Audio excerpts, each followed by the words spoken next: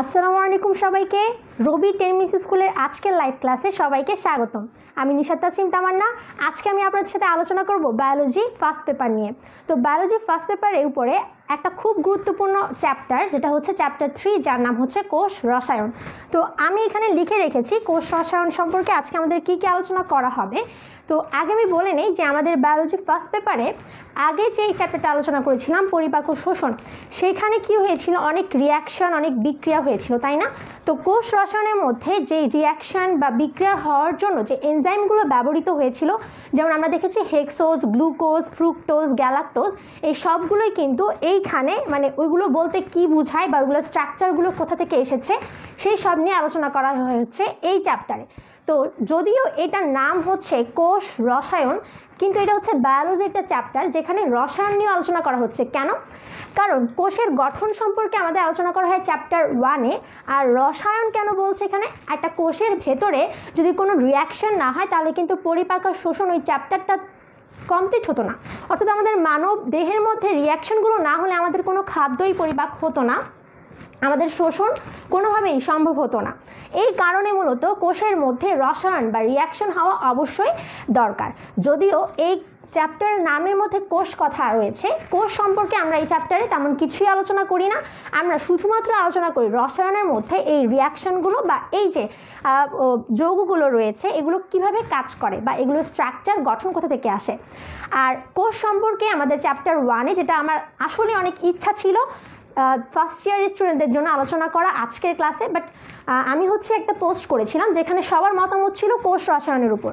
তো আমার আসলে ইচ্ছা ছিল ফার্স্ট চ্যাপ্টার আলোচনা করার, তবে সমস্যা নেই, এই চ্যাপ্টারটা আমরা 4টা লাইভে শেষ করার পর আমরা কি করব, চ্যাপ্টার 1 থেকে শুরু করে বায়োলজি ফার্স্ট পেপার পুরোটা শেষ করার চেষ্টা করব ইনশাল্লাহ, এবং সেকেন্ড পেপারেও যদি যেতে পারি অবশ্যই চেষ্টা করব ইনশাল্লাহ শেষ করার।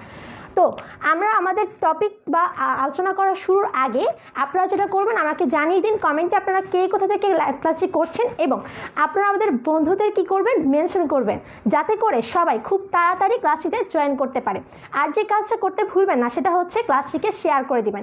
ক্লাসটিকে শেয়ার করলে কি হয়, ক্লাসটিকে শেয়ার করলে আপনাদের যেসব বন্ধুরা রেগুলার স্টুডেন্ট বা আপনার ফ্রেন্ড লিস্টে যেসব বন্ধুরা রয়েছে যারা কিনা এই চ্যাপ্টারটাকে অনেক ভীতি একটা চ্যাপ্টার মনে করে, তাদের জন্য অনেক উপকার হবে। এবং আপনারও একটা উপকার রয়েছে, সেটা কি বলুন তো, আমরা সবসময় আমাদের লেকচারে যা যা আলোচনা করা হয় সবটা একটা পিডিএফ আকারে সবাইকে দিয়ে দেই যারা কিনা লাইভ ক্লাসটিকে পাবলিকে শেয়ার করে।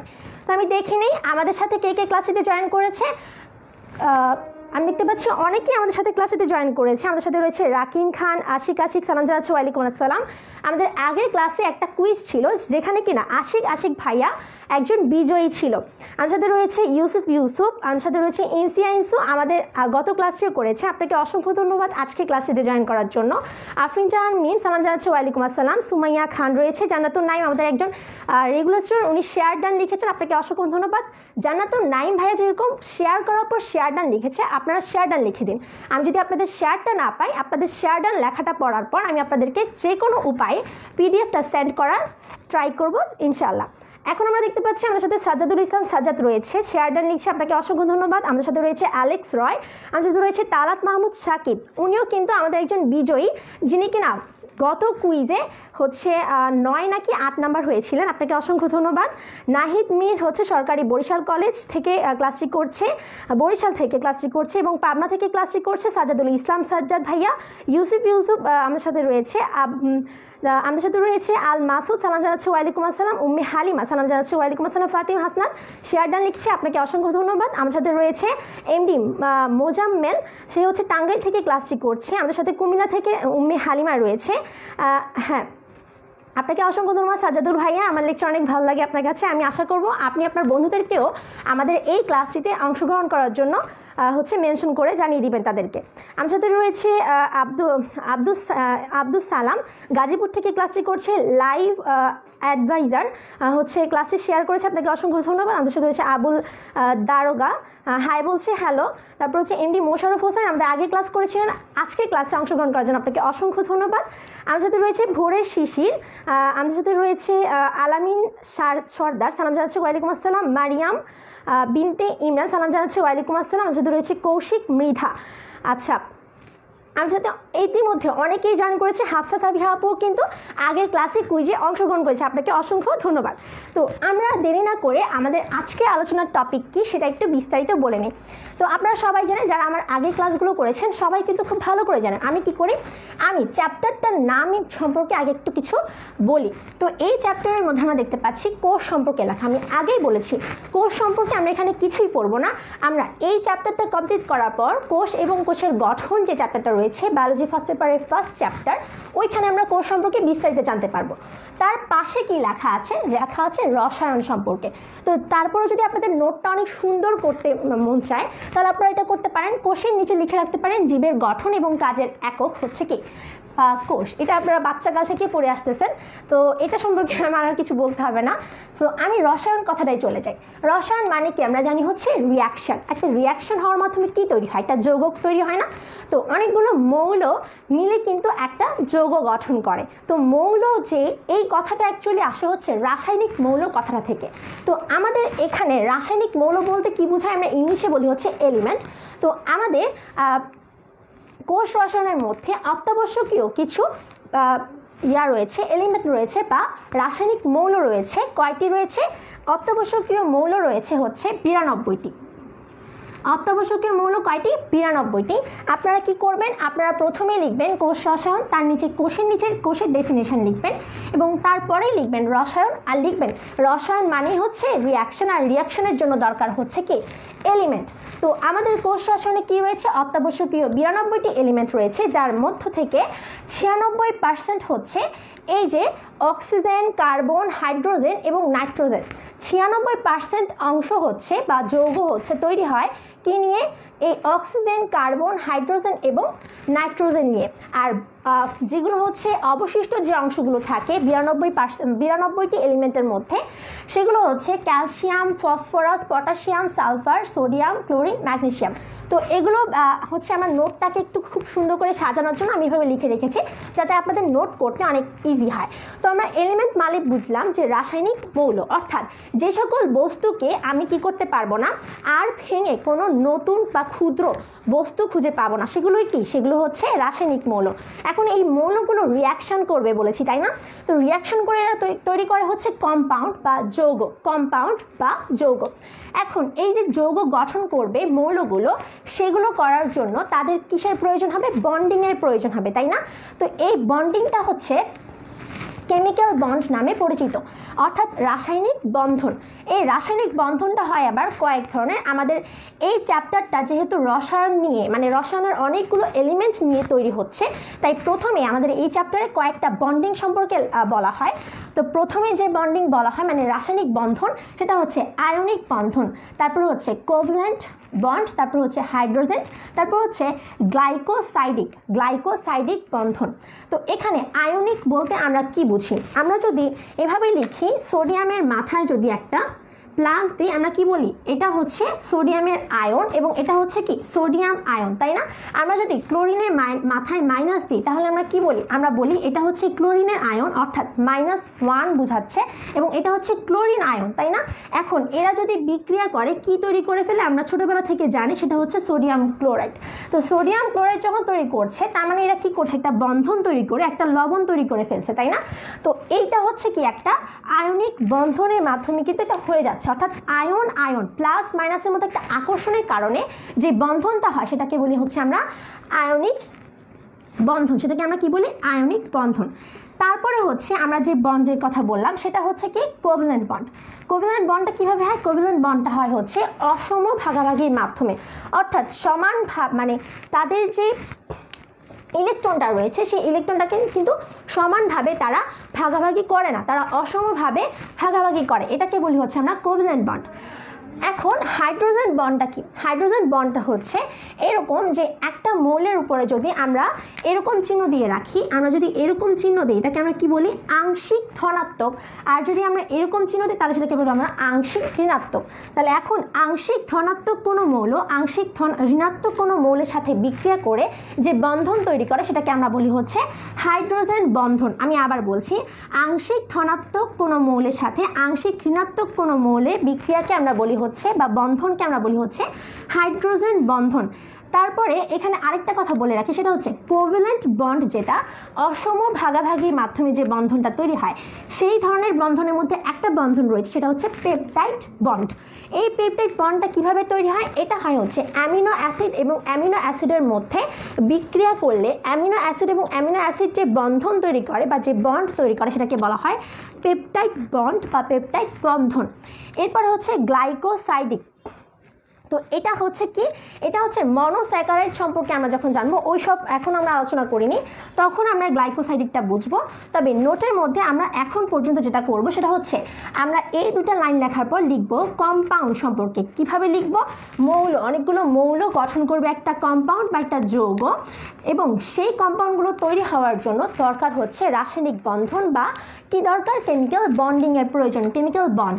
এই কেমিক্যাল বন্ডকে আবার চারভাবে আমরা এখানে ব্যাখ্যা করতে পারি, সেটা হচ্ছে আয়নিক বন্ড, তারপর হচ্ছে কোভ্যালেন্ট বন্ড, কোভ্যালেন্ট বন্ডের পাশেই আমরা লিখবো হচ্ছে পেপটাইড বন্ড, এবং তার নিচে লিখবো amino acid plus amino acid, মানে অ্যামিনো অ্যাসিড এবং অ্যামিনো অ্যাসিড মিলে যে বন্ধন তৈরি করে সেটাকে বলা হয় পেপটাইড বন্ড। তারপরে আমরা লিখবো হচ্ছে হাইড্রোজেন বন্ড, তারপর লিখবো গ্লাইকোসাইডিক। তো এতটুকু আমরা লেখার পর আমরা তো রসায়ন সম্পর্কে অনেক কিছুই বললাম, কিন্তু এখানে রসায়ন সম্পর্কে আলোচনা করার বলতে বলতে তারা এখানে বলে হচ্ছে জৈব অণুর কথা। জৈব অণুর কথা কোথা থেকে আসলো? এই যে আমরা বলছি যে এই যে বন্ডিংগুলো, এই বন্ডিংগুলোর মধ্যে যদি কার্বন আর হাইড্রোজেন উপস্থিত থাকে সেগুলোকে আমরা বলি হচ্ছে জৈব অণু। আমি কি বললাম? যদি এই বন্ডিংগুলোর মধ্যে কার্বন আর হাইড্রোজেনের উপস্থিতি থাকে তাহলে সেটাকে আমরা বলি হচ্ছে জৈব অণু। আর যদি উপস্থিত না থাকে সেই জৈব অণুগুলো যে যৌগ তৈরি করবে সেগুলোকে আমরা বলবো হচ্ছে অজৈব যৌগ। আমি আবার বলছি, আমরা যে কেমিক্যাল বন্ডিংয়ের কথা পড়ি সেই কেমিক্যাল বন্ডিংয়ের মধ্যে যদি কার্বন আর হাইড্রোজেন থাকে তাহলে আমরা সেগুলোকে বলি হচ্ছে জৈব অণু, আর যদি না থাকে সেগুলোকে আমরা বলি হচ্ছে কি অজৈব যৌগ। মানে সেই অজৈব অণুগুলো যেই যৌগ তৈরি করবে সেগুলোকে আমরা বলবো হচ্ছে অজৈব যৌগ। এখন এখানে কিছু জৈব অণু সম্পর্কে আমাদের এই অধ্যায়ে আলোচনা করে। একটা জৈব অণু হচ্ছে কি কার্বোহাইড্রেট। আরও অনেক ধরনের জৈব অণু রয়েছে, সেই জৈব অণুগুলো হচ্ছে কি কি? এই যে কার্বোহাইড্রেট, তারপরে রয়েছে কি? তারপরে রয়েছে হচ্ছে প্রোটিন, লিপিড, এগুলো হচ্ছে এক একটা জৈব অণু। তো জৈব অণুগুলোর মধ্যে আমরা যে প্রথমেই যে জৈব অণুটা দেখতে পাই সেটা হচ্ছে কার্বোহাইড্রেট। তো আজকে আমাদের আলোচনার মেইন বিষয় হচ্ছে মূলত এই কার্বোহাইড্রেট। আমি তো দেখে নিই সবাইকে বুঝতে পারছি কিনা। আচ্ছা, কারো প্রবলেম হলে অবশ্যই আমাকে জানাবেন। আচ্ছা, এখন আমরা কি পড়ব? প্রথমে আমরা জৈব অণুগুলো সম্পর্কে একটু আলোচনা করি। সেই জৈব অণুগুলোর মধ্যে কি রয়েছে? কার্বোহাইড্রেট রয়েছে। এই কার্বোহাইড্রেট সম্পর্কে আমরা যদি একটু জানতে চাই তাহলে আমরা যেটা করব সেটা হচ্ছে, আমি এখন এই বোর্ডের মধ্যে এই পেপারটা হচ্ছে লাগাই, এটা আপনারা দেখতে পাচ্ছেন কিনা। আপনাদের সুবিধার্থে আমি এটা হচ্ছে এখানে রাখছি, তো আপনারা আমাকে একটু কমেন্টে জানান এটা আপনারা দেখতে পাচ্ছেন কিনা।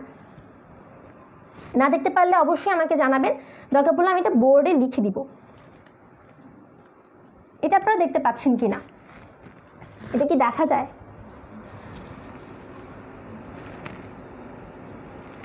আচ্ছা, ওকে, আমাদের হচ্ছে জানাচ্ছে মিরাজ নাইম ভাইয়া, জি দেখা যাচ্ছে। আচ্ছা, তো এই যে কার্বোহাইড্রেটগুলো, এই কার্বোহাইড্রেটগুলোকে আমরা চিনব কিভাবে? কার্বোহাইড্রেটগুলো চেনার উপায় হচ্ছে, এখানে কার্বন সংখ্যাকে আমরা n দ্বারা প্রকাশ করি। এই n এর সাথে যদি আমরা 2 গুণ করি তাহলে এই কার্বোহাইড্রেট, আমরা বলেছি না কার্বোহাইড্রেট মানে হচ্ছে কি বললাম? জৈব অণু, তাই না? এই জৈব অণুগুলো কি দ্বারা গঠিত হচ্ছে? কার্বন আর হাইড্রোজেন। কার্বন আর হাইড্রোজেন যদি না থাকে সেটা কখনোই কি না? জৈব অণু দ্বারা গঠিত কোনো যৌগ না। তাহলে এই কার্বোহাইড্রেটের মধ্যে অবভিয়াসলি কি থাকবে? অবশ্যই এখানে কার্বন হাইড্রোজেন থাকবে। তো এখানে কার্বন সংখ্যাকে আমরা ডিফাইন করি হচ্ছে n দ্বারা, হাইড্রোজেন সংখ্যাকে আমরা প্রকাশ করি এই n এর সাথে যতগুলো কার্বন সংখ্যা থাকবে তার সাথে 2 গুণ দিলে আমরা পাই হচ্ছে হাইড্রোজেন সংখ্যা। তারপর অক্সিজেন হচ্ছে যতগুলো কার্বন থাকবে ততগুলো অক্সিজেন। কিছু কিছু ক্ষেত্রে একটু ব্যতিক্রম হয়, সবসময় কিন্তু যতগুলো কার্বন থাকছে ততগুলো অক্সিজেন থাকবে এমন কিন্তু না। আমরা যখন আরও পড়তে যাব ডিটেলসে তখন আমরা দেখব কিছু কিছু ক্ষেত্রে কার্বন সংখ্যা এবং অক্সিজেন সংখ্যা মিলে না। তাহলে এখানে কার্বোহাইড্রেটের সংকেতটা কিভাবে লেখার বা তার সংকেতটা কিভাবে আমরা লিখব, CnH2nOn, অর্থাৎ অক্সিজেন আর কার্বন সংখ্যা সমান থাকবে আর হাইড্রোজেন হবে কার্বন আর অক্সিজেনের দ্বিগুণ। অর্থাৎ আমরা যদি কি করি, আমরা যদি এখানে বলি যে কার্বন সংখ্যা হচ্ছে 1, আমরা যদি এখানে কার্বন সংখ্যা 1 ধরি অথবা 2 ধরি, কার্বন সংখ্যা মনে করলাম আমি 2 ধরলাম, তাহলে এখানে কি হবে, কার্বন 2 হলো, ঠিক আছে। এখন হাইড্রোজেন 2n, তার মানে হাইড্রোজেন সংখ্যা কি আসবে, হাইড্রোজেন সংখ্যা আসবে 2 × 2, কারণ এখানে nটা হচ্ছে আমাদের কি, nটা হচ্ছে 2, তাহলে তার সাথে যদি 2 × n লিখি তাহলে এখানে 2 × n লিখলাম, যে আগে থেকে 2 ছিল তারপর n লিখলাম, তাহলে এখানে হাইড্রোজেন সংখ্যা আসবে 4। আবার যদি আমরা অক্সিজেন দেখি তাহলে অক্সিজেন সংখ্যা আর কার্বন সংখ্যা সমান, তাহলে এক্ষেত্রে অক্সিজেনও কিন্তু কার্বন সংখ্যা সমান, অর্থাৎ 2 হবে। সেক্ষেত্রে আমরা সংকেতটাকে এইভাবে লিখতে পারি না, আমরা এইভাবে লিখতে পারি C2H4O2। তো এভাবে হচ্ছে আমরা কি করি, কার্বোহাইড্রেটগুলোর সংকেতকে আমরা বের করতে পারি এই সিকোয়েন্স অনুসারে। আচ্ছা, তাহলে যে এই যে কার্বোহাইড্রেটগুলো, এগুলো হয় হচ্ছে কেমন, এগুলো হয় বিজারক পদার্থ। এগুলো কেমন পদার্থ হয়, এগুলো হয় বিজারক পদার্থ। এবং আরেকটা বিষয়, এই কার্বোহাইড্রেটগুলোর মধ্যে আমি যে বললাম কার্বন সংখ্যা 2টা হতে পারে, কার্বন সংখ্যা কতগুলো পর্যন্ত আমরা নিতে পারবো কার্বোহাইড্রেটের ক্ষেত্রে, 3 থেকে 10 পর্যন্ত। 3 থেকে 10 পর্যন্ত আমি 2 দিয়ে দেখালাম, যাতে আমরা 3 থেকে যেটা বুঝাবো সেখান থেকে আপনারা বুঝতে পারবেন যে 3 থেকে 10 পর্যন্ত কার্বন সংখ্যা কিভাবে হয়। আচ্ছা, আমি জাস্ট এক্সাম্পলের জন্য 2টা দেখিয়েছি। তো এখানে 3 থেকে 10 পর্যন্ত কার্বন সংখ্যা হবে, তার বেশি হবে না, তার কম ও হবে না। তাহলে এই কার্বোহাইড্রেটগুলো কি পদার্থ বললাম, বিজারক পদার্থ, এবং এখানে কার্বন সংখ্যা থাকতে পারে 3 থেকে 10 পর্যন্ত। এখন এই যে কার্বোহাইড্রেটগুলো, এই কার্বোহাইড্রেটগুলো যে বিজারক পদার্থ, এটা আমরা কিভাবে বুঝবো, সবগুলো কার্বোহাইড্রেট বিজারক পদার্থ, এটা চেনার জন্য আমাদের একটা উপায় হচ্ছে যে এটা যদি আমরা একটা চিনি বা একটা যদি কার্বোহাইড্রেটের দ্রবণ নেই, ওই দ্রবণের সাথে যদি আমরা একটা অ্যালডিহাইড গ্রুপ কিংবা একটা কিটোন গ্রুপ, অ্যালডিহাইড গ্রুপ হচ্ছে এইটা, কিটোন গ্রুপ হচ্ছে এইটা, একটু পরে আমরা এগুলোতে আসছি। তো এরকম একটা অ্যালডিহাইড গ্রুপ কিংবা একটা কিটোন গ্রুপ যদি আমরা কোনো একটা কার্বোহাইড্রেট দ্রবণের সাথে বিক্রিয়া ঘটাই, তাহলে আমরা যদি এমন কোনো উৎপাদ পাই যে উৎপাদ কি করবে, দ্রবণের মধ্যে লাল অধক্ষেপ ফেলবে, তাহলে আমরা ওই কার্বোহাইড্রেটকে বলবো কি, ওই কার্বোহাইড্রেটকে আমরা বলবো হচ্ছে বিজারক পদার্থ। এবং আমরা এটাও বুঝতে পারবো সে যেহেতু বিজারক পদার্থ, তার মানে এটা একটা কার্বোহাইড্রেট হতে পারে, যদি কার্বোহাইড্রেটের অন্যান্য বৈশিষ্ট্যগুলো সে মেনে চলতে পারে। তাহলে আমি একটা বিক্রিয়া দেখাই। তো এখানে হচ্ছে আমরা একটা কি লিখেছি, এটা হচ্ছে আমাদের কিউপ্রিক হাইড্রোক্সাইড, এটা হচ্ছে আমাদের কিউপ্রিক হাইড্রোক্সাইড। 2 মোল কিউপ্রিক হাইড্রোক্সাইডের সাথে আমরা কি করব, 2টা অ্যালডিহাইড গ্রুপের বিক্রিয়া ঘটাবো। কি বললাম, আমরা যদি 2 অণু কিউপ্রিক হাইড্রোক্সাইডের সাথে আমরা যদি কি করি, আমরা যদি এই 2টা যদি গ্রুপ, কি গ্রুপ, অ্যালডিহাইড গ্রুপ, 2টা অ্যালডিহাইড গ্রুপ যদি বিক্রিয়া ঘটাই, তাহলে আমরা কি পাই, আমরা এখানে পাই হচ্ছে কার্বন ডাইঅক্সাইড, 2 অণু কার্বন ডাইঅক্সাইড পাই, 3 অণু পানি পাই। এবং আপনারা হয়তো বা কেউ দেখতে পাচ্ছে না, তারা একটু রোটেট করে দেখেন, রোটেট করলে আপনারা এগুলো ক্লিয়ার দেখতে পারবেন।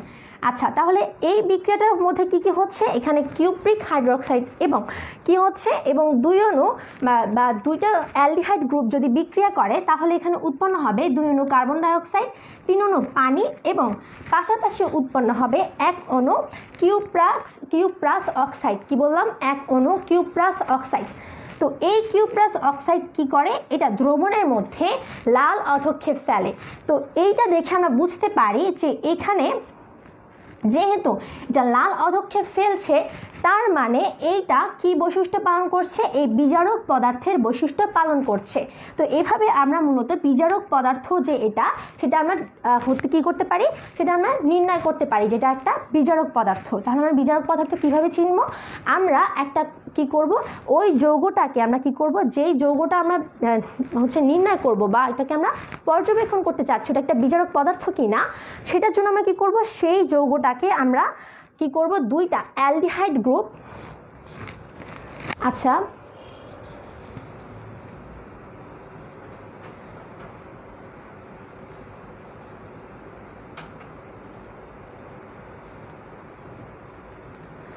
আপনারা কি বোর্ডের লেখাগুলো বুঝতে পারছেন? বোঝা যাচ্ছে না?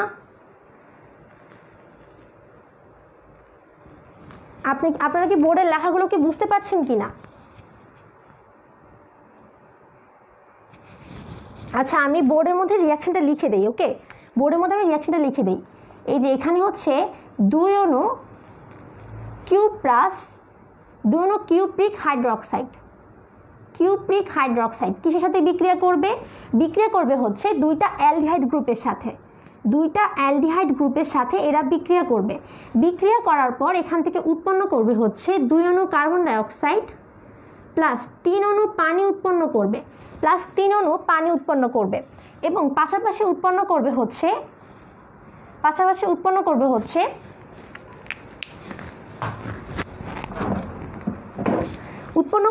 এখান থেকে কি উৎপন্ন করবে? এখান থেকে উৎপন্ন করবে হচ্ছে 1 অণু কিউপ্রিক অক্সাইড। 1 অণু কিউপ্রিক অক্সাইড। এই কিউপ্রিক অক্সাইডটা কি করে? লাল অধক্ষেপ ফেলে এই যৌগের দ্রবণের মধ্যে। এজন্য আমরা এই যৌগটাকে বলতে পারি এটা একটা বিজারক পদার্থ, কারণ বিজারক পদার্থের একটা ধর্ম হচ্ছে যে এটা যদি একটা দ্রবণ আমরা তৈরি করি, সেই দ্রবণে যদি আমরা অ্যালডিহাইড গ্রুপ কিংবা কিটোন গ্রুপ বিক্রিয়া করাই, তাহলে সেখান থেকে আমরা এমন একটা কিছু পাবো, এমন একটা যৌগ পাবো বা এমন একটা উৎপাদ পাবো যে উৎপাদ কিনা এই যৌগের দ্রবণের মধ্যে লাল অধক্ষেপ ফেলবে। সো এটা কি অধক্ষেপ ফেলে? এটা হচ্ছে লাল অধক্ষেপ ফেলে। লাল অধক্ষেপ ফেলে। আচ্ছা, এখন আশা করি বোর্ডের লেখাগুলো হচ্ছে ক্লিয়ার বোঝা যাচ্ছে। এখন আমরা এই যে কার্বোহাইড্রেটগুলো, এই কার্বোহাইড্রেট সম্পর্কে তো এইটা কিভাবে আমরা ডিফাইন করব বা এটা কী ধরনের পদার্থ সেটা সম্পর্কে বললাম। এখন আপনারা আমার বোর্ডে লেখা এই সংজ্ঞাটা একটু খেয়াল করেন। এই সংজ্ঞাটা আমি কী দেখাচ্ছি, মানে আপনারা কার্বোহাইড্রেটের বৈশিষ্ট্যগুলো এই সংজ্ঞার মাধ্যমে কিন্তু মনে রাখতে পারবেন। তো প্রথমে আমি বলেছি তার সংকেত হচ্ছে এইভাবে আমরা প্রকাশ করি, এটা একটা বিজারক পদার্থ হতে পারে, এবং যেই সকল অ্যালডিহাইড বা কিটোন জাতীয় যৌগ, তো অ্যালডিহাইড বা কিটোন জাতীয় যৌগ আমরা কীভাবে চিনব? যেই সকল যৌগের মধ্যে কি থাকবে? এই অ্যালডিহাইড গ্রুপ অথবা কিটোন গ্রুপ থাকবে। অ্যালডিহাইড গ্রুপ অথবা কিটোন গ্রুপ থাকবে, এই দুটো গ্রুপ যেখানে থাকবে সেই যৌগগুলো হচ্ছে অ্যালডিহাইড এবং কিটোন যৌগ। তাহলে আমি কি বলছি? যেই সকল অ্যালডিহাইড বা কিটোন জাতীয় যৌগে কতগুলো হাইড্রোক্সিল গ্রুপ, তো অনেকগুলো হাইড্রোক্সিল গ্রুপ থাকে। একটা যৌগের মধ্যে যদি অনেকগুলো হাইড্রোক্সিল গ্রুপ থাকে মানে, এবং সেই যৌগটা কি হতে হবে? অ্যালডিহাইড কিংবা কিটোন জাতীয় যৌগ হতে হবে। তো অ্যালডিহাইড কিংবা কিটোন জাতীয় যৌগের মধ্যে কতগুলো হাইড্রোক্সিল গ্রুপ যদি থাকে, বা যারা আদ্র বিশেষিত হয়ে হাইড্রোক্সিল গ্রুপযুক্ত অ্যালডিহাইড কিংবা কিটোন উৎপন্ন করবে, হয় কি বললাম, হয় অ্যালডিহাইড কিংবা কিটোন জাতীয় যৌগের মধ্যে কতগুলো হাইড্রোক্সিল গ্রুপ থাকবে, অথবা আমরা যদি এমন কোনো যৌগ পাই যে যৌগগুলোকে আদ্র বিশ্লেষিত করলে আমরা কিছু হাইড্রোক্সিল গ্রুপযুক্ত অ্যালডিহাইড কিংবা কিটোন উৎপন্ন করতে পারবো, সেই সকল যৌগকে আমরা বলবো হচ্ছে কার্বোহাইড্রেট। সেই সকল যৌগকে আমরা কি বলবো? কার্বোহাইড্রেট বলবো। আচ্ছা,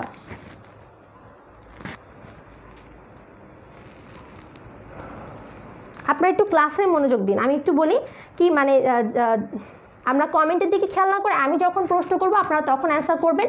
তাছাড়া আপনারা কোনো হচ্ছে করবেন না, এখানে নিজেদের মধ্যে কোনো কথা বলবেন না। ওকে, কমেন্টের দিকে খেয়াল না করে আমরা পড়ার দিকে একটু খেয়াল করি। আচ্ছা, তাহলে এখন আমি কি বললাম যে যেই সকল অ্যালডিহাইড কিংবা কিটোন জাতীয় যৌগে কতগুলো হাইড্রোক্সিল গ্রুপ থাকে, বা যারা আদ্র বিশেষিত হয়ে হাইড্রোক্সিলযুক্ত অ্যালডিহাইড কিংবা কিটোন উৎপন্ন করে, সেই সব যৌগকে কার্বোহাইড্রেট বলে। আপনারা এই সংজ্ঞাটা বুঝতে পেরেছেন কিনা আমাকে একটু কমেন্টে জানান। তো এটা যদি আপনারা বুঝতে পারেন তাহলে আপনারা কি করবেন? এটাকে একটা স্ক্রিনশট তুলে নিন। তারপর আমরা এই কার্বোহাইড্রেটগুলো কি কি হতে পারে বা কিভাবে আমরা কিসের ভিত্তিতে কার্বোহাইড্রেটের শ্রেণী বিভাগ করতে পারি সেটা সম্পর্কে একটু আলোচনা করব।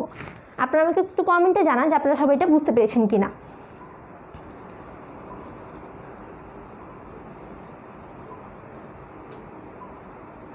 হ্যাঁ, আমাদের আব্দুল সালাম বলছে বুঝতে পেরেছে। আপনাকে অসংখ্য ধন্যবাদ আমাদেরকে হচ্ছে জানানোর জন্য আপনি বুঝতে পেরেছেন কিনা। আশিক ভাই বলছে বুঝতে পেরেছে। তারপর হচ্ছে সাইদ হাসান সবুজ ভাই বলছে বুঝতে পেরেছে। হাসিবুল হাসান ভাই বলছে বুঝতে পেরেছে। তারপর আমাদের ভোরে শিশি ভাই বলছে যে 110% ক্লিয়ার, আপনাকে অসংখ্য ধন্যবাদ। তারপর হচ্ছে আচ্ছা, সানোয়ার হোসেন সানি আরেকবার বুঝিয়ে দিতে বলছে। আচ্ছা ঠিক আছে, আমি আরেকবার বুঝিয়ে দিচ্ছি, যারা বুঝতে পেরেছেন তারা আরেকবার এটা দেখেন, ক্লাসে লেট হলেও কোনো প্রবলেম নাই। আচ্ছা আমি আরেকবার বলি। তো কার্বোহাইড্রেট সম্পর্কে আমরা প্রথমে জানলাম যে কার্বোহাইড্রেটগুলোর মধ্যে কি থাকতে হবে, কার্বন এবং হাইড্রোজেন থাকতে হবে। তো তারপর আমরা দেখেছি তাদের সংকেতটা কি হতে পারে এবং তারা বিজারক পদার্থ হতে পারে, এবং এটা যে বিজারক পদার্থ এটা আমরা কিভাবে বের করব সেটা হচ্ছে একটা বিক্রিয়ার মাধ্যমে আমি দেখালাম। যদি বিক্রিয়ার মাধ্যমে এমন কিছু দেখি যে সেখানে অধক্ষেপ পড়ছে লাল রঙের, তখন আমরা বুঝতে পারবো সেটা হচ্ছে একটা বিজারক পদার্থ। এটা আমি বুঝিয়েছি আগে, আমি একটু সংক্ষেপে বলে নিলাম। এখন কার্বোহাইড্রেটের সংজ্ঞাটা কি? কার্বোহাইড্রেটের সংজ্ঞা হচ্ছে যে এমন কিছু যৌগ, যে যৌগগুলো কি হতে হবে, অ্যালডিহাইড কিংবা কি হতে হবে, কিটোন হতে হবে। এখন অ্যালডিহাইড যৌগতে সেটা আমরা কিভাবে বুঝবো, একটা গ্রুপ দেখে আমরা চিনতে পারবো। সো অ্যালডিহাইড যৌগ আমরা চিনব হচ্ছে এই অ্যালডিহাইডের গ্রুপ দেখে, CHO, এটা হচ্ছে অ্যালডিহাইড গ্রুপ, এবং এটা হচ্ছে কিটোন গ্রুপ। এই কিটোন গ্রুপ দেখে আমরা বুঝতে পারবো এটা হচ্ছে কিটোন যৌগ। তাহলে এখন অ্যালডিহাইড বা কিটোন জাতীয় যৌগের মধ্যে যদি অনেকগুলো হাইড্রোক্সিল গ্রুপ থাকে, হাইড্রোক্সিল গ্রুপ হচ্ছে OH, এটা অবশ্যই আমরা জানি, এখন আমাকে আর বলতে হবে না ব্যাখ্যা করে। তো এখন এই যে কিটোন কিংবা অ্যালডিহাইড যৌগের মধ্যে যদি অনেকগুলো হাইড্রোক্সিল গ্রুপ থাকে, কিংবা যদি এমন কোনো যৌগ থাকে যে যৌগকে আমি আদ্র বিশ্লেষণ করলে এমন হচ্ছে একটা যৌগ পাবো, যে যৌগটা অবশ্যই কী হবে, অ্যালডিহাইড কিংবা কিটোন হবে, এবং সেই যৌগের মধ্যে হাইড্রোক্সিল গ্রুপও থাকবে, সেই সকল যৌগকে আমরা বলবো হচ্ছে কার্বোহাইড্রেট। এখন আপনি নিশ্চয়ই বুঝতে পেরেছেন। তো আমি আশা করছি সবাই এটা বুঝতে পেরেছে, এবং পাশাপাশি স্ক্রিনশটও তুলে নেবেন। আমি তারপরও 3 সেকেন্ড ওয়েট করছি, স্ক্রিনশট তুলে নিন। আচ্ছা ওকে, তো অনেকক্ষণ ধরে এটা বোর্ডে ছিল, আমি অনেকক্ষণ আগে থেকেই বলছি যে স্ক্রিনশট তুলে নিতে। আমি এটা মুছে দিচ্ছি, এখন আমি এটা মুছে দিলাম। এখন আমরা একটু যদি আরও ডিটেলসে যদি জানতে চাই কার্বোহাইড্রেট সম্পর্কে, একটা কার্বোহাইড্রেট কত রকমের হতে পারে। কার্বোহাইড্রেটের অনেক প্রকারভেদ রয়েছে, অনেক কিছুর ভিত্তি করে কিন্তু কার্বোহাইড্রেটকে ব্যাখ্যা করা হয়। তো প্রথমে আমরা আগে দেখে নেই কিসের কিসের ভিত্তিতে কার্বোহাইড্রেটকে ব্যাখ্যা করা হবে। তো প্রথমে হচ্ছে কার্বোহাইড্রেটকে মূলত স্বাদের ভিত্তিতে ভাগ করা যায়, কার্বোহাইড্রেটকে তার গঠনের ভিত্তিতে ভাগ করা যায়, কার্বোহাইড্রেটকে তার বিজারণ ক্ষমতার উপর ভিত্তি করে ভাগ করা যায়। তো তাহলে ভিত্তি কয়টা? ভিত্তি হচ্ছে তিনটা ভিত্তি রয়েছে। তো প্রথম ভিত্তি কি বললাম, স্বাদের উপর ভিত্তি করে। তো স্বাদের উপর ভিত্তি করে দুইটা ভাগে ভাগ করা যায়, একটা হচ্ছে সুগার, একটা হচ্ছে নন সুগার। সুগার মানে কি আমরা বুঝবো, সুগার মানে হচ্ছে এটা স্বাদ হচ্ছে মিষ্টি, অর্থাৎ চিনি একটা কি মিষ্টি স্বাদযুক্ত। তো চিনিও একটা কি আমাদের কার্বোহাইড্রেট। আর নন সুগার যেগুলো, সেগুলো হচ্ছে স্বাদবিহীন, মানে মিষ্টি স্বাদবিহীন, তাদের মধ্যে মিষ্টি স্বাদ থাকে না। তাহলে সুগার আর নন সুগার সম্পর্কে তেমন বিস্তারিত কিছুই নেই, এগুলো থেকে তেমন কোয়েশ্চেনও আসে না। তো আমরা জাস্ট আলোচনা যাতে মানে সবটুকু যেন আমরা জানতে পারি বিস্তারিত, সেজন্য আমি স্বাদের ভিত্তিটাও এখানে লিখে রেখেছি। এরপরে গঠনের ভিত্তিতে কিন্তু অনেকটা হিউজ পরিমাণ আলোচনা।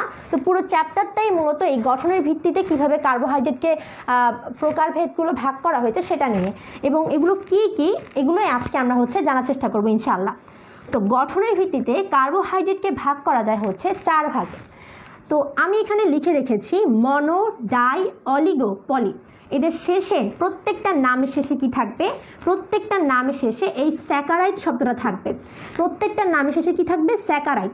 তো স্যাকারাইড, তাহলে যদি প্রত্যেকটা নাম শেষে স্যাকারাইড যুক্ত করে কি হয় দেখেন, মনোস্যাকারাইড, ডাইস্যাকারাইড, অলিগোস্যাকারাইড এবং পলিস্যাকারাইড। ঠিক আছে, তাহলে আমি কি বললাম যে কার্বোহাইড্রেটকে স্বাদের ভিত্তিতে 2 ভাগে ভাগ করা যায়, গঠনের ভিত্তিতে 4 ভাগে ভাগ করা যায়, মনোস্যাকারাইড, ডাইস্যাকারাইড, অলিগোস্যাকারাইড এবং পলিস্যাকারাইড। আর বিজারণ ক্ষমতার উপর ভাগ করা যায় সেটা হচ্ছে রিডিউস এবং নন রিডিউস। তো এগুলো নিয়ে আমরা মূলত আজকে আলোচনা করব না, আমরা মূলত শুধুমাত্র গঠনের উপর ভিত্তি করে যে প্রকারভেদগুলো রয়েছে সেগুলো নিয়ে আলোচনা করব।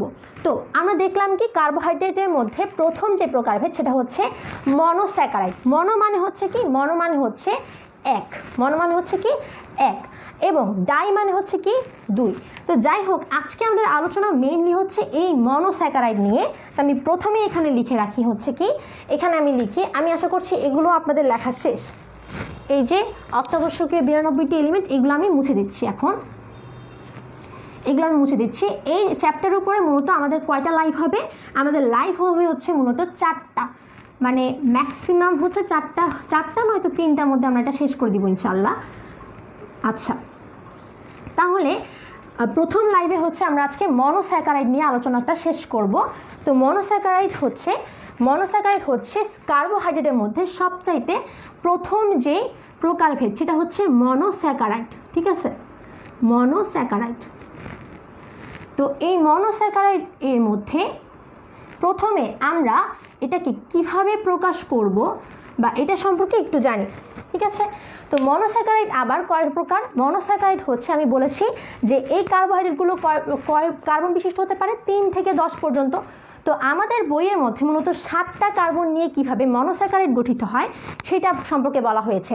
তো যদি এইখানে কার্বোহাইড্রেটটা যদি 3 কার্বন বিশিষ্ট হয়, প্রথমে 3 থেকে শুরু হবে না, কারণ 3 থেকে 10 পর্যন্ত কার্বন থাকতে পারে। যদি এই মনোস্যাকারাইডগুলো 3 কার্বন বিশিষ্ট হয় সেক্ষেত্রে আমরা কি বলবো? সেটাকে আমরা বলবো হচ্ছে ট্রাইওস। কি বললাম? ট্রাইওস। যদি সেটা 4 কার্বন বিশিষ্ট সেটাকে আমরা বলবো হচ্ছে টেট্রোস। কি বলবো?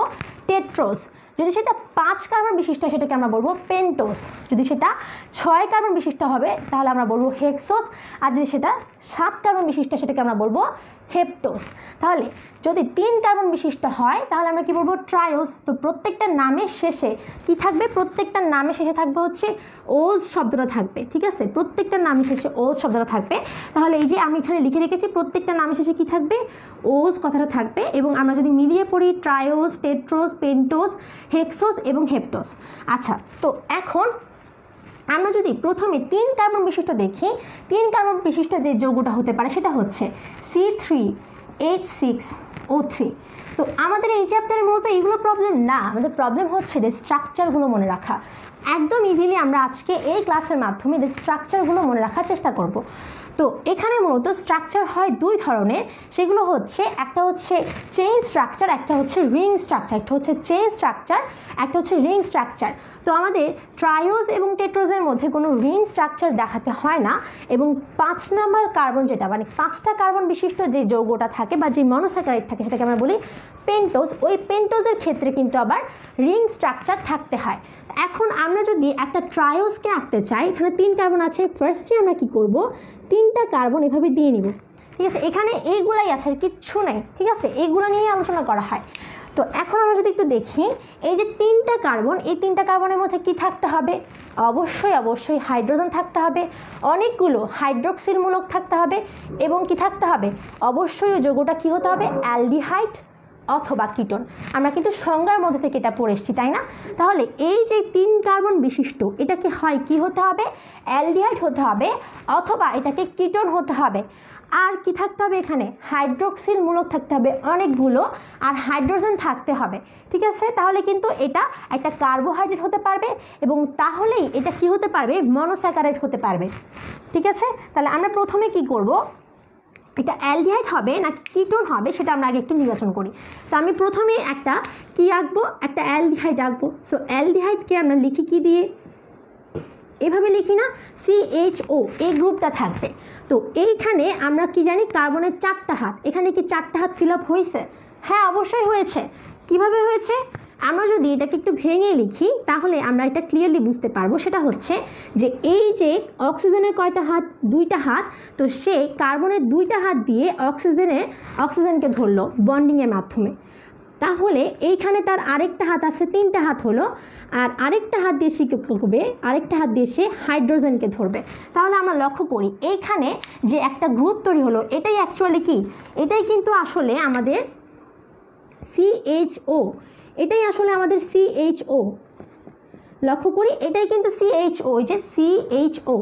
আর কিভাবে আমরা এটাকে 4 হাত পূর্ণ করার জন্য আমরা এভাবে এটাকে অ্যাপ্লাই করে দেখালাম যে কিভাবে এখানে কার্বনের 4টা হাত পূর্ণ হয়। হাইড্রোজেনের 1 হাত এখানে পূর্ণ হয়ে যায় কার্বনের সাথে, অক্সিজেনের 2টা হাত এখানে কার্বনের সাথে ফিল আপ হয়ে যায়, আর কার্বনের 4টা হাত এখানে 2টা হাত, এখানে 1টা হাত, এখানে 1টা হাত। হাত মানে কি? তার যোজনী ফিল আপ করা।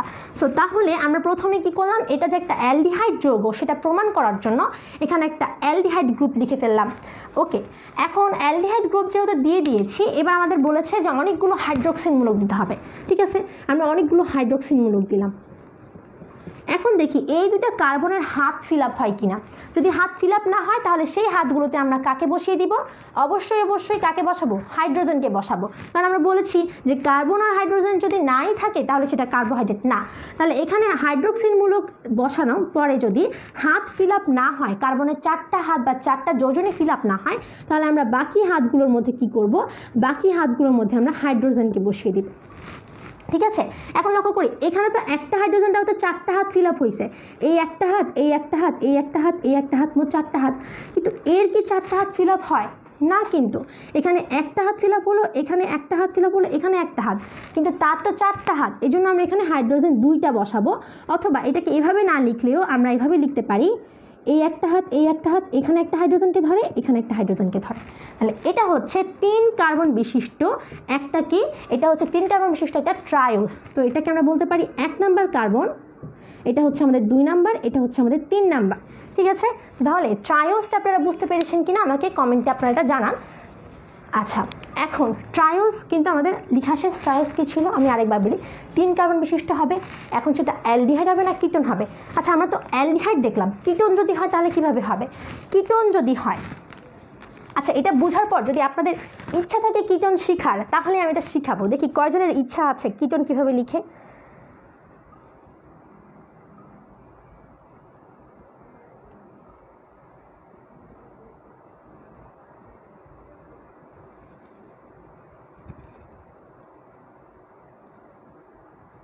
আচ্ছা, কোথায় সমস্যা হচ্ছে সুমাইয়া খান আপুর?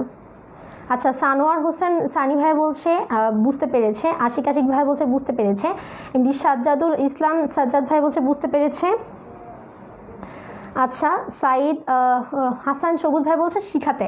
আমাদের সাথে জান্নাতুন নাইম বলছে আরেকবার রিপিট করতে। আচ্ছা ঠিক আছে, আমরা আরেকবার রিপিট করি। তো আমরা দেখেছি মনোস্যাকারাইডের মধ্যে কয়টা কার্বন থাকতে পারবে? 3টা থেকে 10টা। তো প্রথমে শুরু হবে 3টা দিয়ে, তাহলে 3টা দিয়ে যে কার্বন যেই মনোস্যাকারাইড হয় সেটাকে আমরা বলি হচ্ছে ট্রায়োস। ঠিক আছে, এখন এই ট্রায়োস আমরা কিভাবে লিখবো? যেহেতু 3 কার্বন বিশিষ্ট, আমরা প্রথমেই 3টা কার্বন লিখে ফেলবো। এখন আমরা বলেছি যে এই যে যৌগ হবে মনোস্যাকারাইড কিংবা কার্বোহাইড্রেট, সেগুলো অবশ্যই কি হতে হবে? অ্যালডিহাইড কিংবা কিটোন। তাহলে আমরা এটাকে প্রথমে যে একটা অ্যালডিহাইড যৌগ বা একটা কিটোন যৌগ সেটা প্রকাশ করার জন্য আগে আমরা যে কোনো একটা কার্বন অবশ্যই এটা 1 নাম্বার কার্বনে দিতে হবে। যদি অ্যালডিহাইড লিখি, অ্যালডিহাইড লেখার জন্য 1 নাম্বার কার্বনে অ্যালডিহাইড গ্রুপ দিতে হবে। আর কিটোনের জন্য আমি একটু পরে বলছি। তো তাহলে আমরা কি করব? কার্বনের এই 1 নাম্বার কার্বন আমরা অ্যালডিহাইড গ্রুপ লিখব। কিভাবে লিখলাম? এই যে CHO, যে CHO অক্সিজেনের হচ্ছে যোজনী 2, তাই 2টা বন্ড দিয়ে কার্বনকে ধরেছে। কার্বনের 4টা হাত বা 4 যোজনী 4, তাহলে এখানে 2টা হাত, এখানে একটা হাত, এখানে একটা হাত, 4 যোজনী ফিল আপ। এবার 3টা কার্বন আছে না, 3টা কার্বনের মধ্যে একটা কার্বনের কাজ শেষ, সে অ্যালডিহাইড গ্রুপ দিয়ে বুঝিয়ে দিচ্ছে যে আমি হচ্ছে অ্যালডিহাইড যৌগ। তারপর আমরা বলেছিলাম সংজ্ঞার মধ্যে যে হাইড্রোক্সিল গ্রুপ অনেকগুলো থাকবে। ঠিক আছে, তাহলে এই 2 নাম্বার কার্বন থেকে শুরু করে বাকি যতগুলো কার্বন থাকবে সেটা যদি ট্রায়োস হয়, বাকি যতগুলো মনোস্যাকারাইড আছে, আমরা কিটোন নাকি অ্যালডিহাইড সেটা প্রকাশ করার পরপরই বাকি সবগুলো কার্বনের মধ্যে হাইড্রোক্সিল গ্রুপ বসিয়ে দিব, কারণ অনেকগুলো হাইড্রোক্সিল গ্রুপ থাকবে বলেছে, তাই না? তারপর কি করব? যদি তারপরও তার 4টা হাত না ফিল আপ হয় কার্বনের, তাহলে আমরা কি করব? বাকি হাতগুলোকে হাইড্রোজেন দিয়ে ফিল আপ করে দিব। এখানে কি করলাম? হাইড্রোক্সিল মূলক দিলাম, এখানেও হাইড্রোক্সিল গ্রুপ দিলাম। এখানে হাত তারপরে ফিল আপ হয়নি, 4টা হাত দরকার তার, এখানে 3টা হাত ফিল আপ হয়েছে, তাই আমরা এখানে একটা হাইড্রোজেন বসিয়ে দিয়েছি। আর এখানে কি হয়েছে? এখানে হচ্ছে তার 2টা হাত ফিল আপ হয়েছে, তাই আরও 2টা হাত ফাঁকা থাকে, বাকি হাতগুলোতে আমি হাইড্রোজেন বসিয়ে দিয়েছি। এবার জানাতুন নাইম ভাই নিশ্চয়ই বুঝতে পেরেছেন। আচ্ছা, আমাদেরকে সবাই বলছে কিটোন শিখবে, তা আমি কিটোনটা আঁকি। কিটোনটা কেমন হবে? তো কিটোনটাও কিন্তু 3 কার্বন বিশিষ্ট কিটোন আঁকবো আমরা। ঠিক আছে, 3 কার্বন বিশিষ্ট। তাহলে আমরা এখানে 3টা কার্বন প্রথমে দিয়ে দিলাম। তো এখন 3টা কার্বন দেওয়ার পর এখানে 1 নাম্বার কার্বনে আমরা অ্যালডিহাইড গ্রুপটা দিয়েছিলাম। এখানেও আমরা 1 নাম্বার কার্বনে অ্যালডিহাইড গ্রুপ দিয়ে দেখি অ্যাকচুয়ালি সবগুলো যোজনী ফিল আপ হয় কিনা। আগে আমরা দেখি হয় কিনা, তারপরে আমরা দেখব কিছু করা যায় কিনা। আগে দেখি হয় কিনা আসলে। এখন আমরা যদি এখানে দেই, যদি আমরা দেই, তাহলে লক্ষ্য করি এইখানে কার্বনের 2টা হাত ফিল আপ হয়, এখানে একটা হাত ফিল আপ হয়, তাই না? এখন আমরা চাইলে এখানে কি করতে পারি, আরেকটা হাত ফিল আপ করার জন্য আমরা এখানে কি দিয়ে দিব, একটা হাইড্রোক্সিল মূলক দিয়ে দিতে পারি। কিন্তু লক্ষ্য করি আমরা এখানে হাইড্রোক্সিল মূলক দিলে এই হাইড্রোজেন চলে আসছে, তাই না? তো এই হাইড্রোজেন আমরা কোথায় দেখি? এই হাইড্রোজেন দেখে আমরা মনে করতে পারি না এটা একটা অ্যালডিহাইড, তাহলে কিটোন আর অ্যালডিহাইডের মধ্যে কোনো পার্থক্যই থাকবে না। তাই আমরা এইখানেও বসাতে পারবো না, কিন্তু আমরা এখানেও কিন্তু হাইড্রোক্সিল মূলকটা বসাতে পারবো না। আর হাইড্রোজেন বসালে কিন্তু একদম ডিরেক্টলি অ্যালডিহাইডই হয়ে যাবে, তাই না? তাহলে এমন কি কিছু করা যায়? এই কিটোন গ্রুপটাকে আমরা কীভাবে লিখবো? কিটোনের মধ্যে তো কী থাকে, এই কিটোনের মধ্যে কিটোন গ্রুপটাকে আমরা এভাবে লিখি না, এভাবে লিখি, অথবা কিটোন গ্রুপটাকে আমরা এভাবে লিখি, তাই না? তো এই কিটোন গ্রুপটাকে কিভাবে লিখলে, কোন জায়গায় লিখলে একেবারে সবগুলো যোজনী সমান সমানভাবে মিলবে এবং আমাদের যৌগটাও পারফেক্ট হবে? আমরা একটু 2 নম্বর কার্বনের তো যদি কিটোন গ্রুপটা বসাই তাহলে কি হয়? বসালাম, এই কার্বনের এইখানে একটা হাত ফিল আপ, এইখানে একটা হাত ফিল আপ, এখানে 2টা হাত ফিল আপ, 4টা হাত কিন্তু এই কার্বনের ফিল আপ। তাহলে আমরা দেখতে পাচ্ছি 2 নম্বর কার্বনে বসালে কোনো প্রবলেমই হয় না। তাহলে যেহেতু এই কার্বনগুলো ফাঁকা, তাহলে আমরা কি করব? আমরা জাস্ট হাইড্রোক্সিল মূলক দিয়ে দিব, এখানেও হাইড্রোক্সিল মূলক দিয়ে দিব। তাহলে এই কার্বনের একটা হাত এখানে ফিল আপ হলো, একটা হাত এখানে ফিল আপ হলো। তাহলে এইখানে কিন্তু তার আরও 2টা হাত ফাঁকা, কারণ কার্বনের যোজনী হচ্ছে 4। তাই আমরা কি করব? এইখানে আরও 2টা হাইড্রোজেন দিয়ে দিব, অথবা এটাকে আমরা এভাবেও লিখতে পারি, এভাবে আমরা এটাকে লিখতে পারি, তাই না? তাহলে তার 4টা হাত কিন্তু ফিল আপ, এই যে এখানে একটা, এখানে একটা, এখানে একটা, এখানে একটা, সেমভাবে এটারও 4টা হাত ফিল আপ করে দিতে পারি। কিন্তু আমরা আমাদের বইয়ের মধ্যে এটা কীভাবে লেখা আমি জানি, অনেকেই আবার কনফিউশনে পড়ে যাবে, তার জন্য আমি লিখে দিচ্ছি। আমাদের বইয়ের মধ্যে এটা CH2OH লেখা। তো এভাবে লিখলে আমরা মনে করি যে একটা হাত ফিল আপ হয়েছে কার্বনের, বাকি 3টা হাত ফিল আপ হয়নি, এরকম মনে করি। কিন্তু আসলে এইখানে কিন্তু 4টা হাতই ফিল আপ হয়, মানে এখানে 3টা হাত ফিল আপ হয়ে যায়, এখানে তার 3টা হাত ফিল আপ হয়ে যায়। কীভাবে? হাইড্রোজেনের সাথে 2টা হাত আর হাইড্রোক্সিল মূলকের সাথে একটা হাত। এই যে আমাদের বইয়ের মধ্যে এটাকে এভাবেও লেখা থাকতে পারে। সো এইটা আর এইটা কি কথা? তাহলে আমরা কি দেখতে পেলাম যে অ্যালডিহাইডের ক্ষেত্রে 1 নম্বর কার্বনে অ্যালডিহাইড গ্রুপটা থাকছে, আর কিটোনের ক্ষেত্রে 2 নম্বর কার্বনে অ্যালডিহাইড গ্রুপটা থাকছে। আর বাকি সব নিয়ম একই। আমরা প্রথমে হাইড্রোক্সিল মূলক বসিয়ে দিব, তারপরে যদি হাত ফাঁকা থাকে সেখানে হাইড্রোজেন বসাবো। আমি মনে করছি এটা একদম ইজি, মানে তারপরও অনেকের কাছে কঠিন মনে হতে পারে। দেখি যদি কেউ না বুঝতে পারে অবশ্যই আমাকে কমেন্টে জানান। আমাদেরকে SR রেজাউল ভাইয়া বলছে SSC ক্লাসের কথা। আচ্ছা, SSC বায়োলজি ক্লাস কিন্তু হয়। সুমাইয়া মুক্তা আপু SSC বায়োলজি অসাধারণ ক্লাস করে, আপনি তার ক্লাস করতে পারেন। তারপর হচ্ছে MD সাজ্জাদুল ইসলাম সাজ্জাদ 2 নম্বর কার্বনে বসাইলে হয়। হ্যাঁ, এই যে আমরা দেখতে পাচ্ছি 2 নম্বর কার্বনে কিন্তু বসালে হচ্ছে। ফারহান আল হামিম বলছে বুঝতে পেরেছি। আপনারা সবাই আমাকে কমেন্টে জানান যে আপনারা ট্রায়োজের মধ্যে 3 কার্বন বিশিষ্ট অ্যালডিহাইড এবং কিটোন আপনাদেরকে লিখতে দিলে আপনারা পারবেন কিনা। আমি কিন্তু পরবর্তী ক্লাস যেটা রয়েছে সেই পরবর্তী ক্লাসে আপনাদেরকে এই যে মনোস্যাকারাইডের মধ্যে ট্রায়োজ এটা কিন্তু লিখতে দিতে পারি, তখন না পারলে আবার সমস্যা। মানে লিখতে দিব বলতে মানে আপনারা খাতার মধ্যে নিজেরাই লিখবেন, অনেস্টলি জানাবেন যে হয়েছে কি না আপনাদের। আচ্ছা, আমাদেরকে হাসিবুর রহমান শান্ত ভাই বলছে খুব ভালোভাবে বুঝতে পেরেছে। আচ্ছা, তারপর হচ্ছে ফারহান আল হামিম ভাই বলছে বুঝতে পেরেছে। তারপর হচ্ছে আনফিনিশড মেমোরিজ বলছে বুঝতে পারবে সে। তারপর হচ্ছে হেলালুজ্জামান হেলাল ভাই বলছে সে বুঝতে পেরেছে। এমডি সাজ্জাদুল ইসলাম হচ্ছে পারবে বলছে। তারপর হাফসা সাবিহা আপু বলছে বুঝতে পেরেছে। তারপর আচ্ছা, তার মানে আশিক ভাইয়া বলছে সে পারবে। আলহামদুলিল্লাহ, যেহেতু সবাই পারবে বলছে আমারই একটা মানে ভালো লাগছে, সবাই পারবে। তো আমি এটা মুছে দিচ্ছি। আপনার নোট খাতে কীভাবে লিখবেন সেইটাও আমি হচ্ছে লাস্টে দেখিয়ে দিব, ওটা নিয়ে কোনো টেনশন নাই। আপনাদেরকে দেখানোর জন্য আমি আগে থেকেই হচ্ছে রেডি করে রাখছি যাতে আপনাদের বুঝতে সুবিধা হয়। এখন আমরা তো ট্রায়োজটা বুঝলাম, আমরা যদি টেট্রোজ আঁকি তার মানে সেখানে 4টা কার্বন থাকবে। টেট্রোজের সংকেতটা হচ্ছে কি C4H8O4। আপনারা এখানে হেডলাইন দিয়ে লিখতে পারেন, টেট্রোজ লিখবেন কিভাবে, এই যে এইভাবে এখানে টেট্রোজ লিখে রাখেন যদি বুঝতে সমস্যা হয়। তারপরেও তো আমি বললাম ওই যে নোট খাতায় কীভাবে লিখবেন শেষে আমি এটা দেখিয়ে দিব। এই যে টেট্রোজ এইভাবে লিখবেন। সো টেট্রোজের সংকেত হচ্ছে কি 4টা কার্বন থাকবে। তো 4টা কার্বন থাকলে আমরা কি বলেছিলাম, যদি CN থাকে তাহলে H2N হবে, তাহলে 4-এর সাথে 2 গুণ দিতে হবে, 4 দুগুণে 8। আর কার্বন সংখ্যা আর অক্সিজেন সংখ্যা সমান থাকে বলেছিলাম না, তাহলে এখানে কার্বন সংখ্যা অক্সিজেন সংখ্যা সমান। তবে মাঝে মাঝে আবার এটা হচ্ছে বেয়াদবি করে, একটু মানে না এই নিয়মটা, মানে ব্যতিক্রম আর কি। আচ্ছা, তো তাহলে এখন এই যে টেট্রোজ, এই টেট্রোজের 4 কার্বন যেহেতু, আমরা প্রথমে কি করব, 4টা কার্বন লিখে ফেলবো। প্রথমে 4টা কার্বন লিখে ফেললাম। এখন আমরা হয় অ্যালডিহাইড আঁকবো, নয়তো কিটোন আঁকবো, আমরা দুইটাই শিখবো, তো সমস্যা নাই।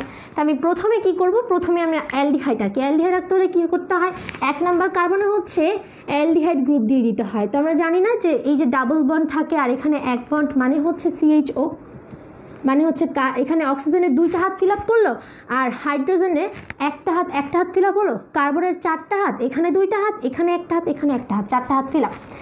এবার আমরা যেহেতু প্রকাশ করে ফেললাম এটা একটা অ্যালডিহাইড যৌগ হবে, আমাদের কাজ কি, তারপরে কাজ কি, তারপরে বাকি কার্বন সবগুলোর মধ্যে কি করতে হবে, হাইড্রোক্সিল। এখন আপনারা নিজে নিজে করতে পারবেন, কিন্তু বাকি হাতগুলোর মধ্যে কি করব, জাস্ট হাইড্রোক্সিল, অনেকগুলো হাইড্রোক্সিল গ্রুপ থাকবে, আমরা কি করলাম, অনেকগুলো হাইড্রোক্সিল গ্রুপ দিয়ে দিলাম, ব্যাস হয়ে গেল, অনেকগুলো হাইড্রোক্সিল গ্রুপ দিয়ে দিলাম।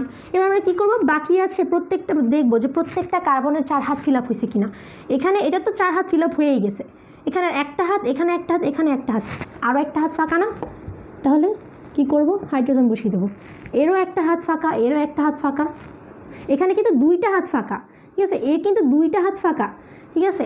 তাহলে লক্ষ্য করি, এখানে একটা হাত, এখানে একটা হাত, এখানে একটা হাত ফিল আপ হয়, এখানে একটা হাত ফাঁকা, হাইড্রোজেন বসাই দিলাম।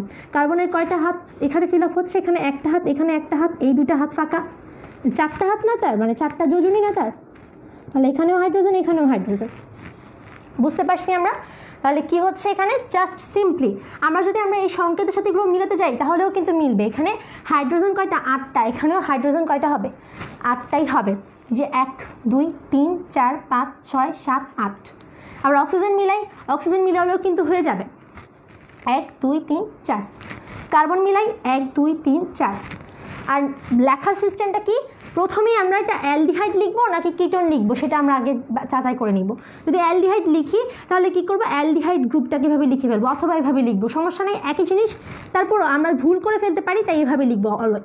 তারপর কী করবো, বাকি সবগুলো কার্বনের সাথে আমরা হাইড্রোক্সিল গ্রুপ দিয়ে দিব, কারণ আমরা জেনেছি যে এই কার্বোহাইড্রেটের মধ্যে অনেকগুলো কি থাকবে, হাইড্রোক্সিল গ্রুপ থাকবে। তাহলে আমরা কি করবো, প্রত্যেকটার মধ্যে হাইড্রোক্সিল গ্রুপ দিয়ে দিব। তারপরে যদি কার্বনের 4টা হাত ফিল আপ না হয়, আমরা কি করব, বাকি হাতগুলোতে হাইড্রোজেনগুলোকে বসিয়ে দিব। আমি আশা করছি বুঝতে পেরেছেন, তারপরে কমেন্টে জানান। আমি এবার কিটোনটা কীভাবে লিখব,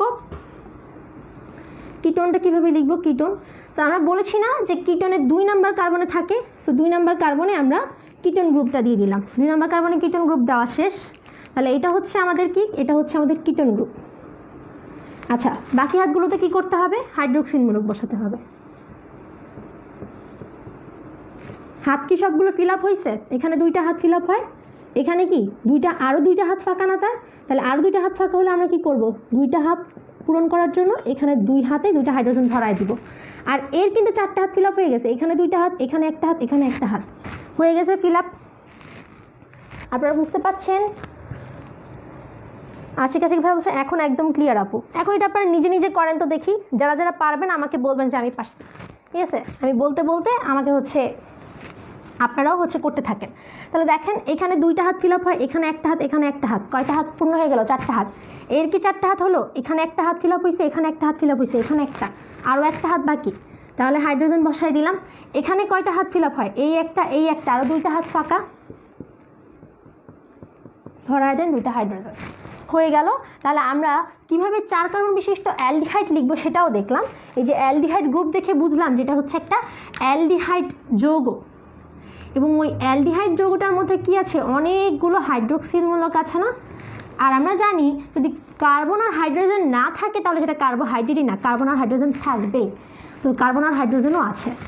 এখানে আবার কিটোন গ্রুপ কোনটা, এটা, আর বাকিগুলোতে সবগুলো অনেকগুলো হাইড্রোক্সিল মূলক, বুঝলাম।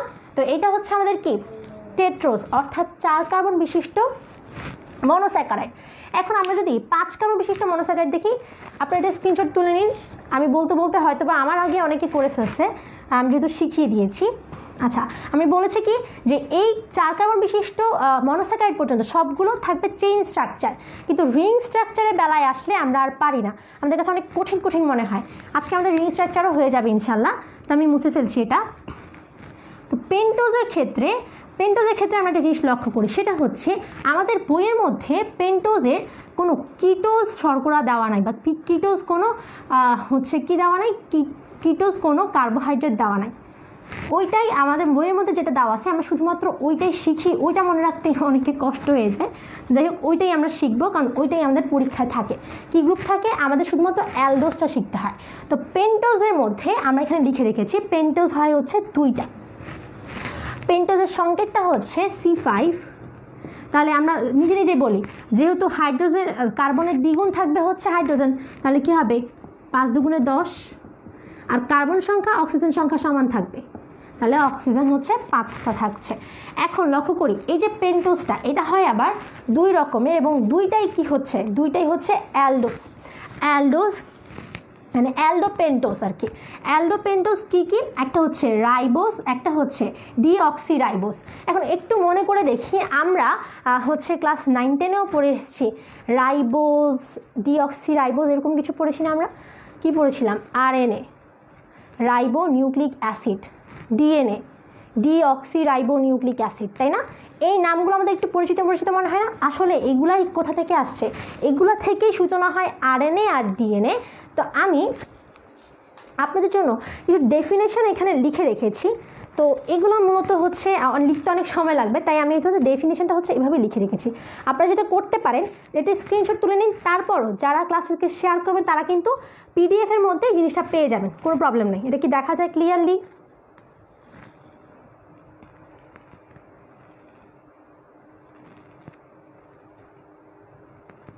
হ্যাঁ, আশিক ভাইয়া 2 নম্বরে থাকলে এটা হচ্ছে 2 নম্বরে কিটোন গ্রুপটা থাকতে হবে, না হলে কিন্তু আমরা দেখি যে যোজনী ফিল আপ হয় না। আমরা দেখেছি যোজনীটা ফিল আপ হয় না। আপনারা ক্লিয়ার দেখতে পান? হ্যাঁ, একদম ক্লিয়ার বলছে আমাদেরকে, একদম ক্লিয়ার। তারপর একটু সামনে ধরছি, লেখাগুলো কি পড়া যায়? স্ক্রিনশট তুলে নিই এটা। আচ্ছা, আনফিনিশ মেমোরি বলছে নোট করতে ভয় পায়।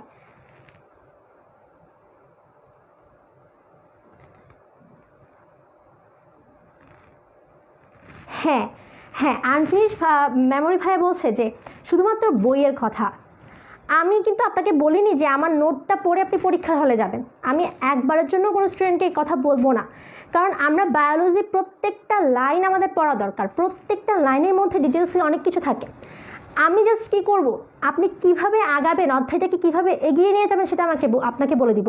তারপর আমি যেভাবে শিখাচ্ছি আপনি বইটা কিন্তু পড়বেন, আপনি স্ট্রাকচারগুলো দেখবেন কিন্তু মনে রাখতে পারবেন না।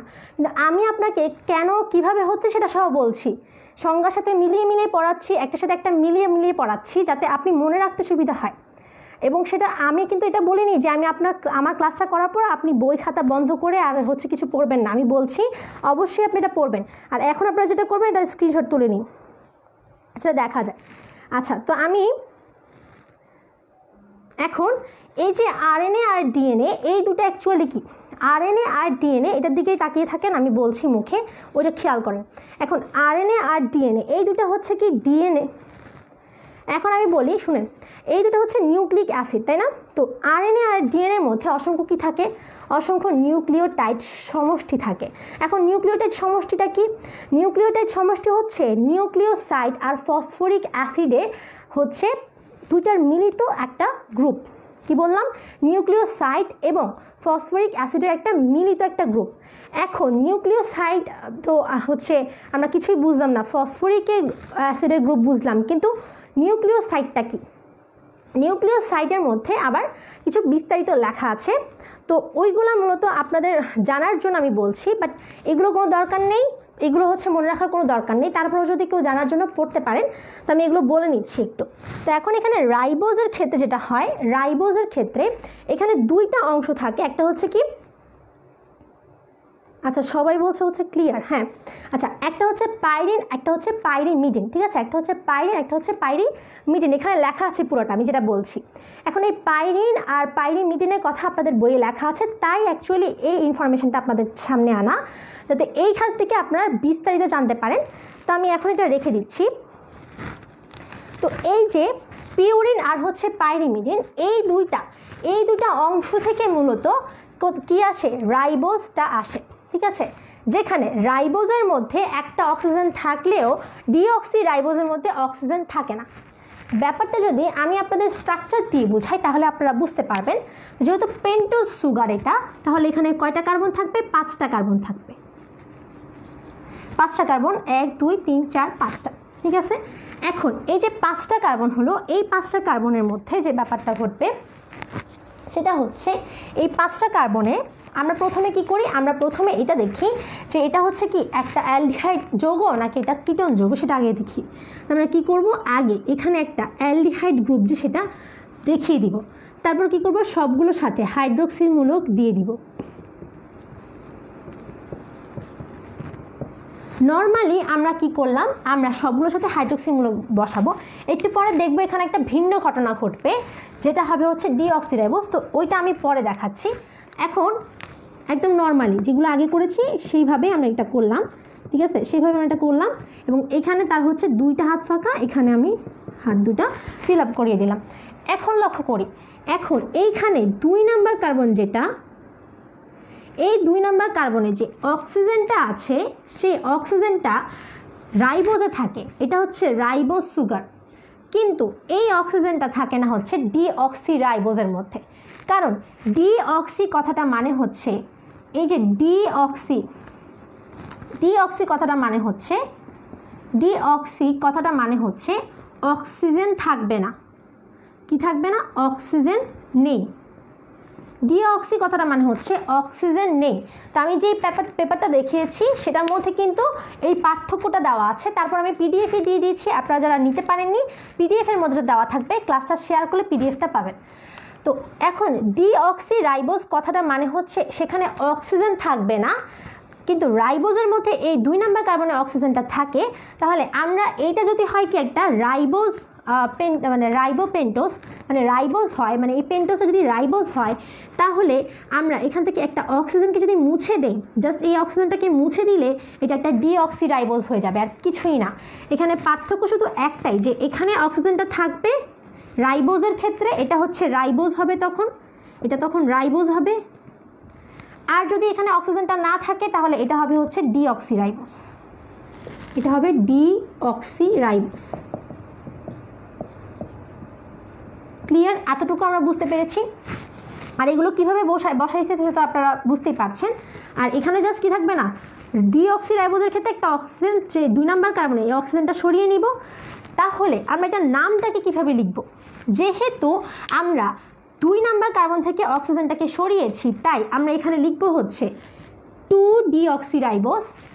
আর রিং স্ট্রাকচারে যখন আমরা দেখব তখন আমরা দেখতে পাবো যে এটা হচ্ছে ডান পাশে থাকছে।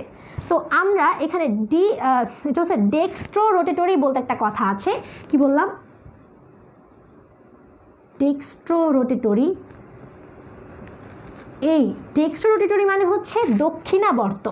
মনে রাখার জন্য আমরা হয়তো বা ডেক্সট্রো রোটেটরি কথাটা মনে রাখতে পারি না, মনে রাখার জন্য ডান কথাটা দিয়ে আমরা ডি কথাটা মনে রাখবো। যদি এই হাইড্রোক্সিল মূলক, এখানে যে হাইড্রোক্সিল মূলকটা ছিল, এই হাইড্রোক্সিল মূলকটা থাকলে আমরা বলি হচ্ছে হাইড্রোক্সিল মূলকটা ডান পাশে আছে, তাই আমরা এটাকে বলি হচ্ছে ডি রাইবোজ। যদি অক্সিজেন থাকে তাহলে বলি হচ্ছে ডি রাইবোজ। আর যদি অক্সিজেন না থাকে তাহলে আমরা কি বলবো? যদি অক্সিজেন না থাকে তাহলে আমরা বলবো হচ্ছে D2-ডিঅক্সিরাইবোজ। কেন?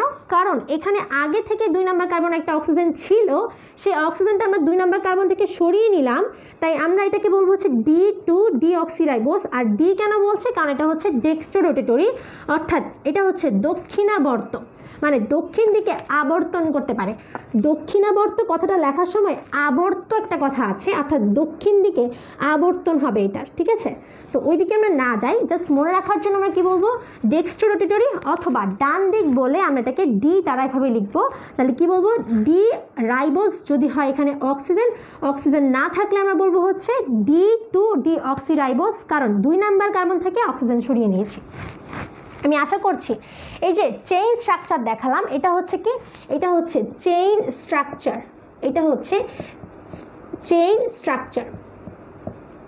তো এই চেইন স্ট্রাকচার যদি আপনারা বুঝতে পারেন তাহলে আমি আপনাদেরকে দেখাবো হচ্ছে রিং স্ট্রাকচারটা আপনারা কিভাবে লিখবেন। রিং স্ট্রাকচার লিখবেন হচ্ছে আপনারা এভাবে। তো লক্ষ্য করেন, আপনারা যদি এইখানে এই কার্বনের সাথে দ্বিবন্ধন দেন তাহলে দেখেন কি হয়। মানে যদি দেন আর কি, তাহলে কি হয় দেখেন, মানে এটা হবে না, আমি আগে থেকে বলতে দিচ্ছি এখানে দ্বিবন্ধন দিলে হবে না, কারণ তখন এই স্ট্রাকচারটাই ফিল আপ হবে না, এই স্ট্রাকচারটাই ফিল আপ হবে না। কারণ স্ট্রাকচার ফিল আপ হবে না কেন? কারণ হচ্ছে আমরা লক্ষ্য করি যদি আমরা এই দ্বিবন্ধনটা এখানে দেই কার্বনের সাথে, তাহলে এখানে কয়টা কার্বন হচ্ছে? 4টা কার্বন। কিন্তু এই রাইবোজ কিংবা ডিঅক্সিরাইবোজ কিন্তু 4 কার্বন বিশিষ্ট না, এরা হচ্ছে 5 কার্বন বিশিষ্ট। তার জন্য আমরা এখানে কি করি, এখানে আরও একটা কার্বন বসাতে হয়। যদি আরও একটা কার্বন বসাই, এই কার্বনের কয়টা হাত হয়ে যায় তখন? এই কার্বনের তখন হাত কিন্তু অতিরিক্ত পরিমাণে বেড়ে যাবে। এই জন্য আমরা কী করব, এখানে এই হাতটাকে কেটে দিব। ঠিক আছে, এই হাতটাকে কেটে দিব, মানে এখানে বাড়বে কীভাবে আমি সেটা একটু বুঝাই। আপনারা হয়তো বলতে পারেন আপু এখানে তো 4টা হাতই হয়েছে, কিন্তু না, এখানে কিন্তু আমি কি বলেছি, প্রত্যেকটা কার্বনের সাথে কি থাকতে হবে? প্রত্যেকটা কার্বনের সাথে এই হাইড্রোক্সিল গ্রুপটা থাকতে হবে, তাই না? তো সেটা যদি দেই তাহলে কিন্তু এই কার্বনে 5টা হাত হয়ে যায়। তখন আমরা কি 5টা হাত দিব? না, কিন্তু আমরা 5টা হাত দিব না। তাহলে আমরা কি করব, এইখানে একটা হাত, এই অক্সিজেনের 2টা হাত ফিল আপ করার জন্য এই একটা কার্বনকে ধরবে, 2টা হাত তো তার অক্সিজেনের, মানে যোজনী 2, তাই এই একটা হাত দিয়ে এই কার্বনকে ধরবে, আরেকটা হাত দিয়ে এই কার্বনকে ধরবে। আবার এই কার্বনটা কিন্তু এখানে একটা হাত দিয়ে অক্সিজেনকে ধরে, একটা হাত দিয়ে কার্বনকে ধরে। তাহলে আমরা কি করব, এইখানে একটা হাইড্রোক্সিল মূলক দিয়ে দিব। কারণ আমাদের প্রথম কাজ হচ্ছে হাত যদি ফিল আপ না হয়, তাহলে আমরা এক এক করে প্রত্যেকটার সাথে হাইড্রোক্সিল মূলক বসিয়ে দিব। তারপরও এই কার্বনে কিন্তু আরেকটা হাত ফাঁকা থাকে, একটা হাত ফিল আপ, এই একটা হাত, এই একটা হাত, 3টা হাত ফিল আপ হলো, কিন্তু আরেকটা হাত ফাঁকা, তাই আমরা এখানে হাইড্রোজেন বসিয়ে দিব। তারপর লক্ষ্য করি এই কার্বনটার কয়টা হাত ফিল আপ হয়? এখানে একটা হাত ফিল আপ হয়, এখানে হাত ফিল আপ হয়, তাহলে এই কার্বনটার আরও 2টা হাত ফাঁকা না? তাহলে আমরা কি করব, এইখানে একটা হাইড্রোক্সিল মূলক দিয়ে দিব, আরও একটা হাত ফাঁকা, তাই এখানে একটা হাইড্রোজেন দিয়ে দিব। এই কার্বনটার লক্ষ্য করি এখানে একটা হাত ফিল আপ, এখানে একটা হাত ফিল আপ, তাহলে এই কার্বনটার কয়টা হাত ফিল আপ হওয়া দরকার? 4টা। তাহলে আরও 2টা হাত কীভাবে ফিল আপ করবো? আগে হাইড্রোক্সিল মূলক দিব, তারপরে এখানে কি দিব, তারপরে এখানে হাইড্রোজেন দিব। ঠিক আছে, বুঝতেছি? তারপর এখানে কি আমরা বলেছি যে কার্বন, এই কার্বনটার কয়টা হাত ফিল আপ হবে? এখানে একটা, এইখানে একটা, এইখানে একটা হাইড্রোক্সিল মূলক দিতে হবে, কারণ হাত যতক্ষণ ফিল আপ হবে ততক্ষণ পর্যন্ত আমরা হাইড্রোক্সিল মূলক বসাবো। তারপরও ফিল আপ না হলে আমরা কার্বন অথবা হাইড্রোজেন দিব। এখন লক্ষ্য করি এখানে হাইড্রোজেন দিলে কিন্তু হয় না। এখানে যদি আমরা হাইড্রোজেন দিই, হাইড্রোক্সিল মূলক বসানোর পরেও যদি মানে কার্বনের 4 হাত না ফিল আপ হয়, তাহলে আমরা হাইড্রোজেন বসাতাম না। কিন্তু এখানে আমরা হাইড্রোজেন বসালে কিন্তু 4টা কার্বন হয়, কিন্তু পেন্টোজ সুগার তো এটা, পেন্টোজ মানে কার্বোহাইড্রেট তো 5 কার্বন বিশিষ্ট, এখানে তো 4টা কার্বন হচ্ছে, এই একটা, এই একটা, এই একটা, এই একটা, 4টা হচ্ছে, 1 2 3 4। আরেকটা কোথায় যাবে? সেজন্য আমি এখানে হাইড্রোজেনকে না বসিয়ে কার্বনকে বসাই। এখন এই কার্বনটাকে বসালাম এই কার্বনের হাত ফিল আপ করার জন্য, এই কার্বনটার হাত তো ফিল আপ হয় না, এই কার্বনের শুধু একটা হাত ফিল আপ হওয়া। তাই আমরা কি করব, আমাদের কাজ কি, কার্বনের হাত ফিল আপ না হলে হাইড্রোক্সিল মূলক বসিয়ে দেওয়া, তারপরও ফিল আপ না হলে হাইড্রোজেন বসিয়ে দেওয়া। তাহলে আমরা কি করলাম, আমরা এই যে রিং স্ট্রাকচারটা দেখলাম, এই স্ট্রাকচারটা কার? এটা একটু লক্ষ্য করি তো, এই স্ট্রাকচারটা কার? আমরা কিভাবে করলাম এটা তো আমরা বুঝতে পারছি, আমি আশা করছি যে আগের মতোই জাস্ট রিং করে এটাকে আমরা সাজালাম। এখন লক্ষ্য করি, এখন এইটা হচ্ছে 1 নাম্বার কার্বন, ঠিক আছে, এটা হচ্ছে 2 নাম্বার কার্বন। তাহলে 2 নাম্বার কার্বনে হাইড্রোক্সিল মূলকটা আছে না? তার মানে এটা হচ্ছে কি আমাদের, এটা হচ্ছে আমাদের রাইবোজ, এটা হচ্ছে আমাদের রাইবোজ। কি রাইবোজ? D ribose. ওকে, এখন লক্ষ্য করি, এখন এটা তো রাইবোজ, যদি এখান থেকে অক্সিজেনটাকে সরিয়ে দেই তাহলে কি হয়ে যাবে? এটার নাম তখন হয়ে যাবে হচ্ছে ডিঅক্সিরাইবোজ। তাহলে আপনারা কি করবেন, আপনারা কিন্তু আমার মতো এরকম মুছতে পারবেন না, আপনারা কি করবেন, একবার এরকম অক্সিজেন বসিয়ে লিখবেন হচ্ছে রাইবোজ, আর আরেকবার অক্সিজেনটাকে মুছে লিখবেন হচ্ছে ডিঅক্সিরাইবোজ। আমি অনেকক্ষণ ধরে কমেন্ট পড়ছি না, এবার আমি একটু দেখি যে আপনারা সবাই বুঝতে পারছেন কিনা এতটুকু অংশ।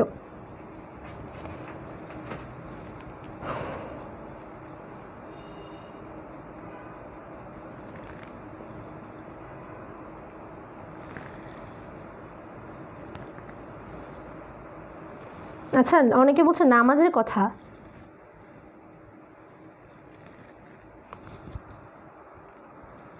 আচ্ছা, আমার এখানে এখনও আজান দিই নেই, আজান মনে হয় কিছুক্ষণ দিয়ে দিই, পরেই দিয়ে দিবে। আচ্ছা, আমি বলি আমাদের আলোচনা কিন্তু আর মাত্র 2টা বাকি আছে, সেটা হচ্ছে হেক্সোজ আর হেপ্টোজ। আমি সবসময় কী করি, নামাজের আগ মুহূর্ত পর্যন্ত, মানে যতক্ষণ সময় থাকে তার ঠিক আগে আমার ক্লাসটাকে শেষ করে দেয়, মানে সময় থাকতে থাকতে শেষ করে দেয়, কারণ আমিও তো নামাজ পড়বো, তাই না? তো আপনারা এতটুকু বুঝতে পেরেছেন কি না?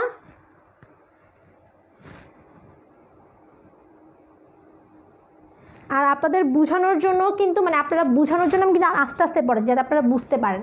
সম্পূর্ণটাই আপনাদের জন্য আমি আস্তে আস্তে পড়াচ্ছি। আল্লাহ আলহামদুলিল্লাহ বুঝতে পারছে। জান্নাতুন নাইম ভাই বলছে, তুহিন ভাই বলছে।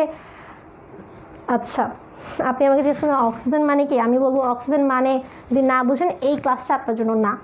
ওকে, অক্সিজেন একটা মৌল, ঠিক আছে। আচ্ছা, সবাই বলছে বুঝতে পারছে। ফারহান আল হামিম বলছে বুঝতে পারছে। তারপর হচ্ছে আচ্ছা নামাজ, হ্যাঁ আমি এখনই ওটা শেষ করে দিব। আপনারা পেন্টোজটা বুঝতে পেরেছেন কিনা? পেন্টোজ হচ্ছে 2 রকমের, রাইবোজ আর হচ্ছে ডিঅক্সিরাইবোজ। তো রাইবোজের মধ্যে কি থাকে, একটা অক্সিজেন এই 2 নাম্বার কার্বনে থাকে, আর ডিঅক্সিরাইবোজের মধ্যে এই 2 নাম্বার কার্বনে অক্সিজেনটা থাকবে না। তো এটা হচ্ছে মতো ডিঅক্সিরাইবোজ, এটাও ডিঅক্সিরাইবোজ। আপনারা রাইবোজ লেখার সময় এই 2 নাম্বার কার্বনে একটা অক্সিজেন লিখবেন। নোমান চাকারিয়া বলছেন যে অ্যান্সার দিতে। আপনি কি কোয়েশ্চেন করেছেন আমি সেটা দেখতে পারি, আপনি কোয়েশ্চেনটা করেন। আব্দুল সালাম বলছে আজান, আমাদের এখানেও আজান হচ্ছে এখনও দেয়নি। তো আজান দিয়ে দিলে হচ্ছে আজান দিতে দিতে আমি ক্লাসটা হচ্ছে শেষ করার চেষ্টা করবো ইনশাল্লাহ। আমি আশা করছি এটা সবাই হচ্ছে বুঝতে পেরেছেন। যদি কেউ না বুঝতে পারেন অবশ্যই আমাকে কমেন্টে জানাবেন, আমি আপনাদের বোঝানোর চেষ্টা করব। আচ্ছা, তাহলে আমি এটা মুছে দিচ্ছি। এটা হচ্ছে আমাদের কি ছিল, পেন্টোজ। এবার হচ্ছে আমরা দেখবো হচ্ছে হেক্সোজ। হেক্সোজটাও একদম ইজিলি আমরা শিখতে পারবো, একদম ইজি, একদম মানে পেন্টোজ যেভাবে শিখছি না এভাবে আমরা শিখে ফেলবো। এবং এটা যদি আমাদের যদি এখন আমি আশা করবো যে এখন যদি আমাদের কেউ আঁকতে বলে ইনশাল্লাহ আমরা পারবো। জাস্ট মানে একটু সাজিয়ে লিখলেই কিন্তু আমাদের স্ট্রাকচারটা হয়ে যায়, রিং স্ট্রাকচারটা। আর আগে যতগুলো নিয়ম ছিল চেইন স্ট্রাকচারে সবগুলো নিয়মই কিন্তু আমরা পালন করব। ওকে, জাস্ট একটু খেয়াল রাখতে হবে যোজনীগুলো ফিল আপ হচ্ছে কিনা, মানে হাতগুলো ফিল আপ হচ্ছে কিনা। আর ফিল আপ করার সময় এটাও খেয়াল রাখবো কার্বন 5টা আছে তো, কার্বন 6টা আছে তো, ওইটা খেয়াল রাখতে হবে। আচ্ছা, তাহলে আমাদের হেক্সোজ একটু আসে। হেক্সোজ হচ্ছে 4টা আছে হেক্সোজ। এখানে আমাদের বইয়ের মধ্যে আলোচনা করা হচ্ছে, সেটা হচ্ছে যে গ্লুকোজ, ফ্রুক্টোজ আর হচ্ছে ম্যানোজ আর হচ্ছে গ্যালাক্টোজ। ওকে, তাহলে এখন এই যে হেক্সোজকে আমরা কীভাবে লিখি? আমরা লিখি হচ্ছে এভাবে C6H 6 দুগুণে 12, তাহলে H12 আর ও কয়টা হবে, হাইড্রোজেন যতগুলো অক্সিজেনও ঠিক ততগুলো। তাহলে এটা হচ্ছে আমাদের হেক্সোজের সংকেত। তো এই প্রত্যেকটা হেক্সোজ হচ্ছে আমরা এভাবে লিখি, প্রত্যেকটা হেক্সোজ এভাবে লিখতে হয়। তাহলে একটা হেক্সোজ লেখার জন্য 6 কার্বন লাগবে। আমরা ফার্স্টে কী করবো, 6টা কার্বন লিখব। 1 2 3 4 5 6টা হইল। এখন আমাদের কাজ কি? এখন আমাদের কাজ হচ্ছে যে এটা অ্যালডিহাইড নাকি কিটোন সেটা প্রকাশ করা। সো আমরা ফার্স্টে সেই কাজটাই করবো। এটা অ্যালডিহাইড দিলাম এবং এখানে আমরা কি দিলাম, এখানে আমরা অবশ্যই হাইড্রোক্সিমূলক দিব। এখানে একটু ভিন্নতা আছে, সেই ভিন্নতা আমি দেখাবো, এখানে সমস্যা নেই। আগে আমরা যেভাবে শিখেছি সেইভাবে অ্যাপ্লাই করি। এইটা হবে না আমি জানি, বইয়ের সাথে অনেকেই মিলাতে যাবে, এটা হবে না। হবে কীভাবে সেটা আমি মানে আগে যেভাবে লিখেছি সেভাবে আমি শিখাই, সেভাবে আমরা লিখি। তারপর কোন জায়গায় চেঞ্জ হচ্ছে সেটা যদি আমরা খেয়াল করি তাহলে আমাদের মনে থাকবে, নাহলে মনে থাকবে না। ঠিক আছে, আমরা কি করি, আগে হচ্ছে সবগুলোর হাত ফিল আপ করি। হাইড্রোক্সিমূলক দিয়ে দিলাম, এটার হাত ফিল আপ হয়েছে, হয় নাই, এটার হাত ফিল আপ হয়েছে, হয় নাই, এটার হাত হয় নাই, এটার হয় নাই, এটার 2টা হাত ফাঁকা, হাইড্রোজেন। এখন এখানে একটা সমস্যা আছে হেক্সোজের ক্ষেত্রে। সমস্যাটা কি? সমস্যাটা হচ্ছে হেক্সোজ, এই যে গ্লুকোজ, ফ্রুক্টোজ, ম্যানোজ এবং গ্যালাক্টোজ, এরা আবার কয়েক রকমের হতে পারে। কয়েক রকমের বলতে আমি কি বুঝাচ্ছি? কয়েক রকমের বলতে আমি বুঝাচ্ছি যে এইখানে একটা ডিফারেন্ট ওয়েতে আমরা এগুলোকে চিনবো যে এটা হচ্ছে একটা যে এটা হচ্ছে একটা ডি গ্লুকোজ বা ডি হেক্সোজ, বা এটা হচ্ছে একটা এল হেক্সোজ। এখন এল মানে হচ্ছে লেভোরোটেটরি।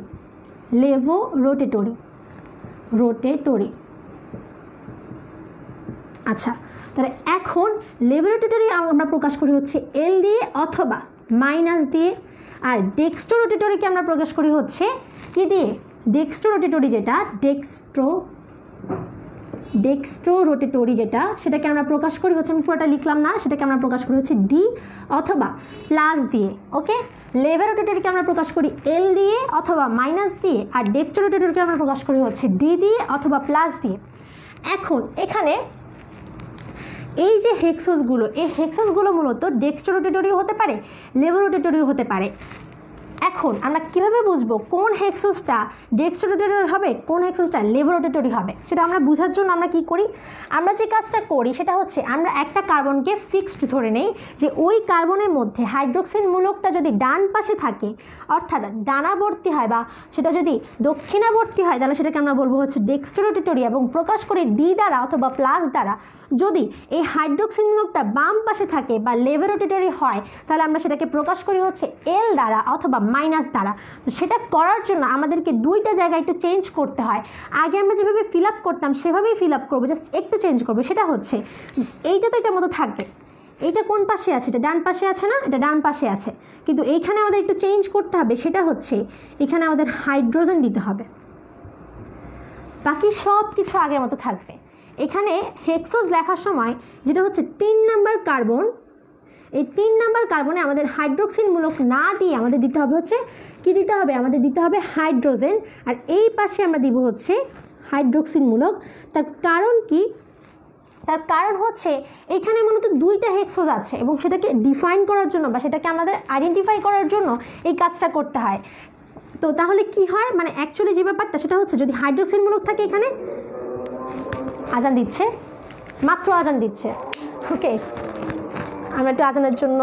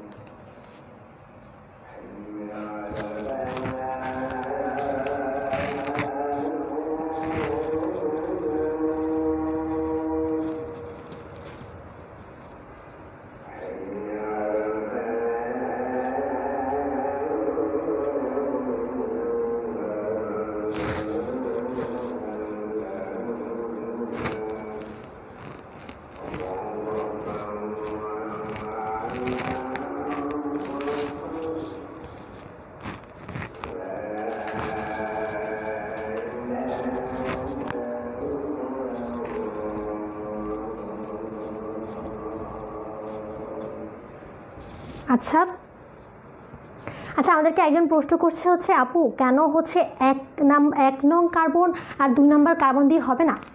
কারণ আমরা তো বলেছি কার্বোহাইড্রেট হওয়ার জন্য এটা অ্যালডিহাইড বা কিটোন হতে হবে, তাই না? আমরা তো একটু লক্ষ্য করি যে যদি আমরা কার্বন সংখ্যা 1 ধরি তাহলে কি হবে? কার্বন সংখ্যা যদি আমরা 1 ধরি তাহলে যেটা হবে সেটা হচ্ছে এরকম, তাই না? কিন্তু লক্ষ্য করি এইখানে অ্যালডিহাইডের জন্য মানে যৌগটা হবে কি, অ্যালডিহাইড গ্রুপের জন্যই তো CHO দরকার, তাই না? তাহলে এইটা তো একটা গ্রুপ, এটা তো অ্যালডিহাইড গ্রুপ মূলত। তাহলে এটা কি যৌগ হচ্ছে? এটা তো যৌগ হচ্ছে না। আরেকটা হাতে H থাকছে, এটা কি যৌগ হচ্ছে?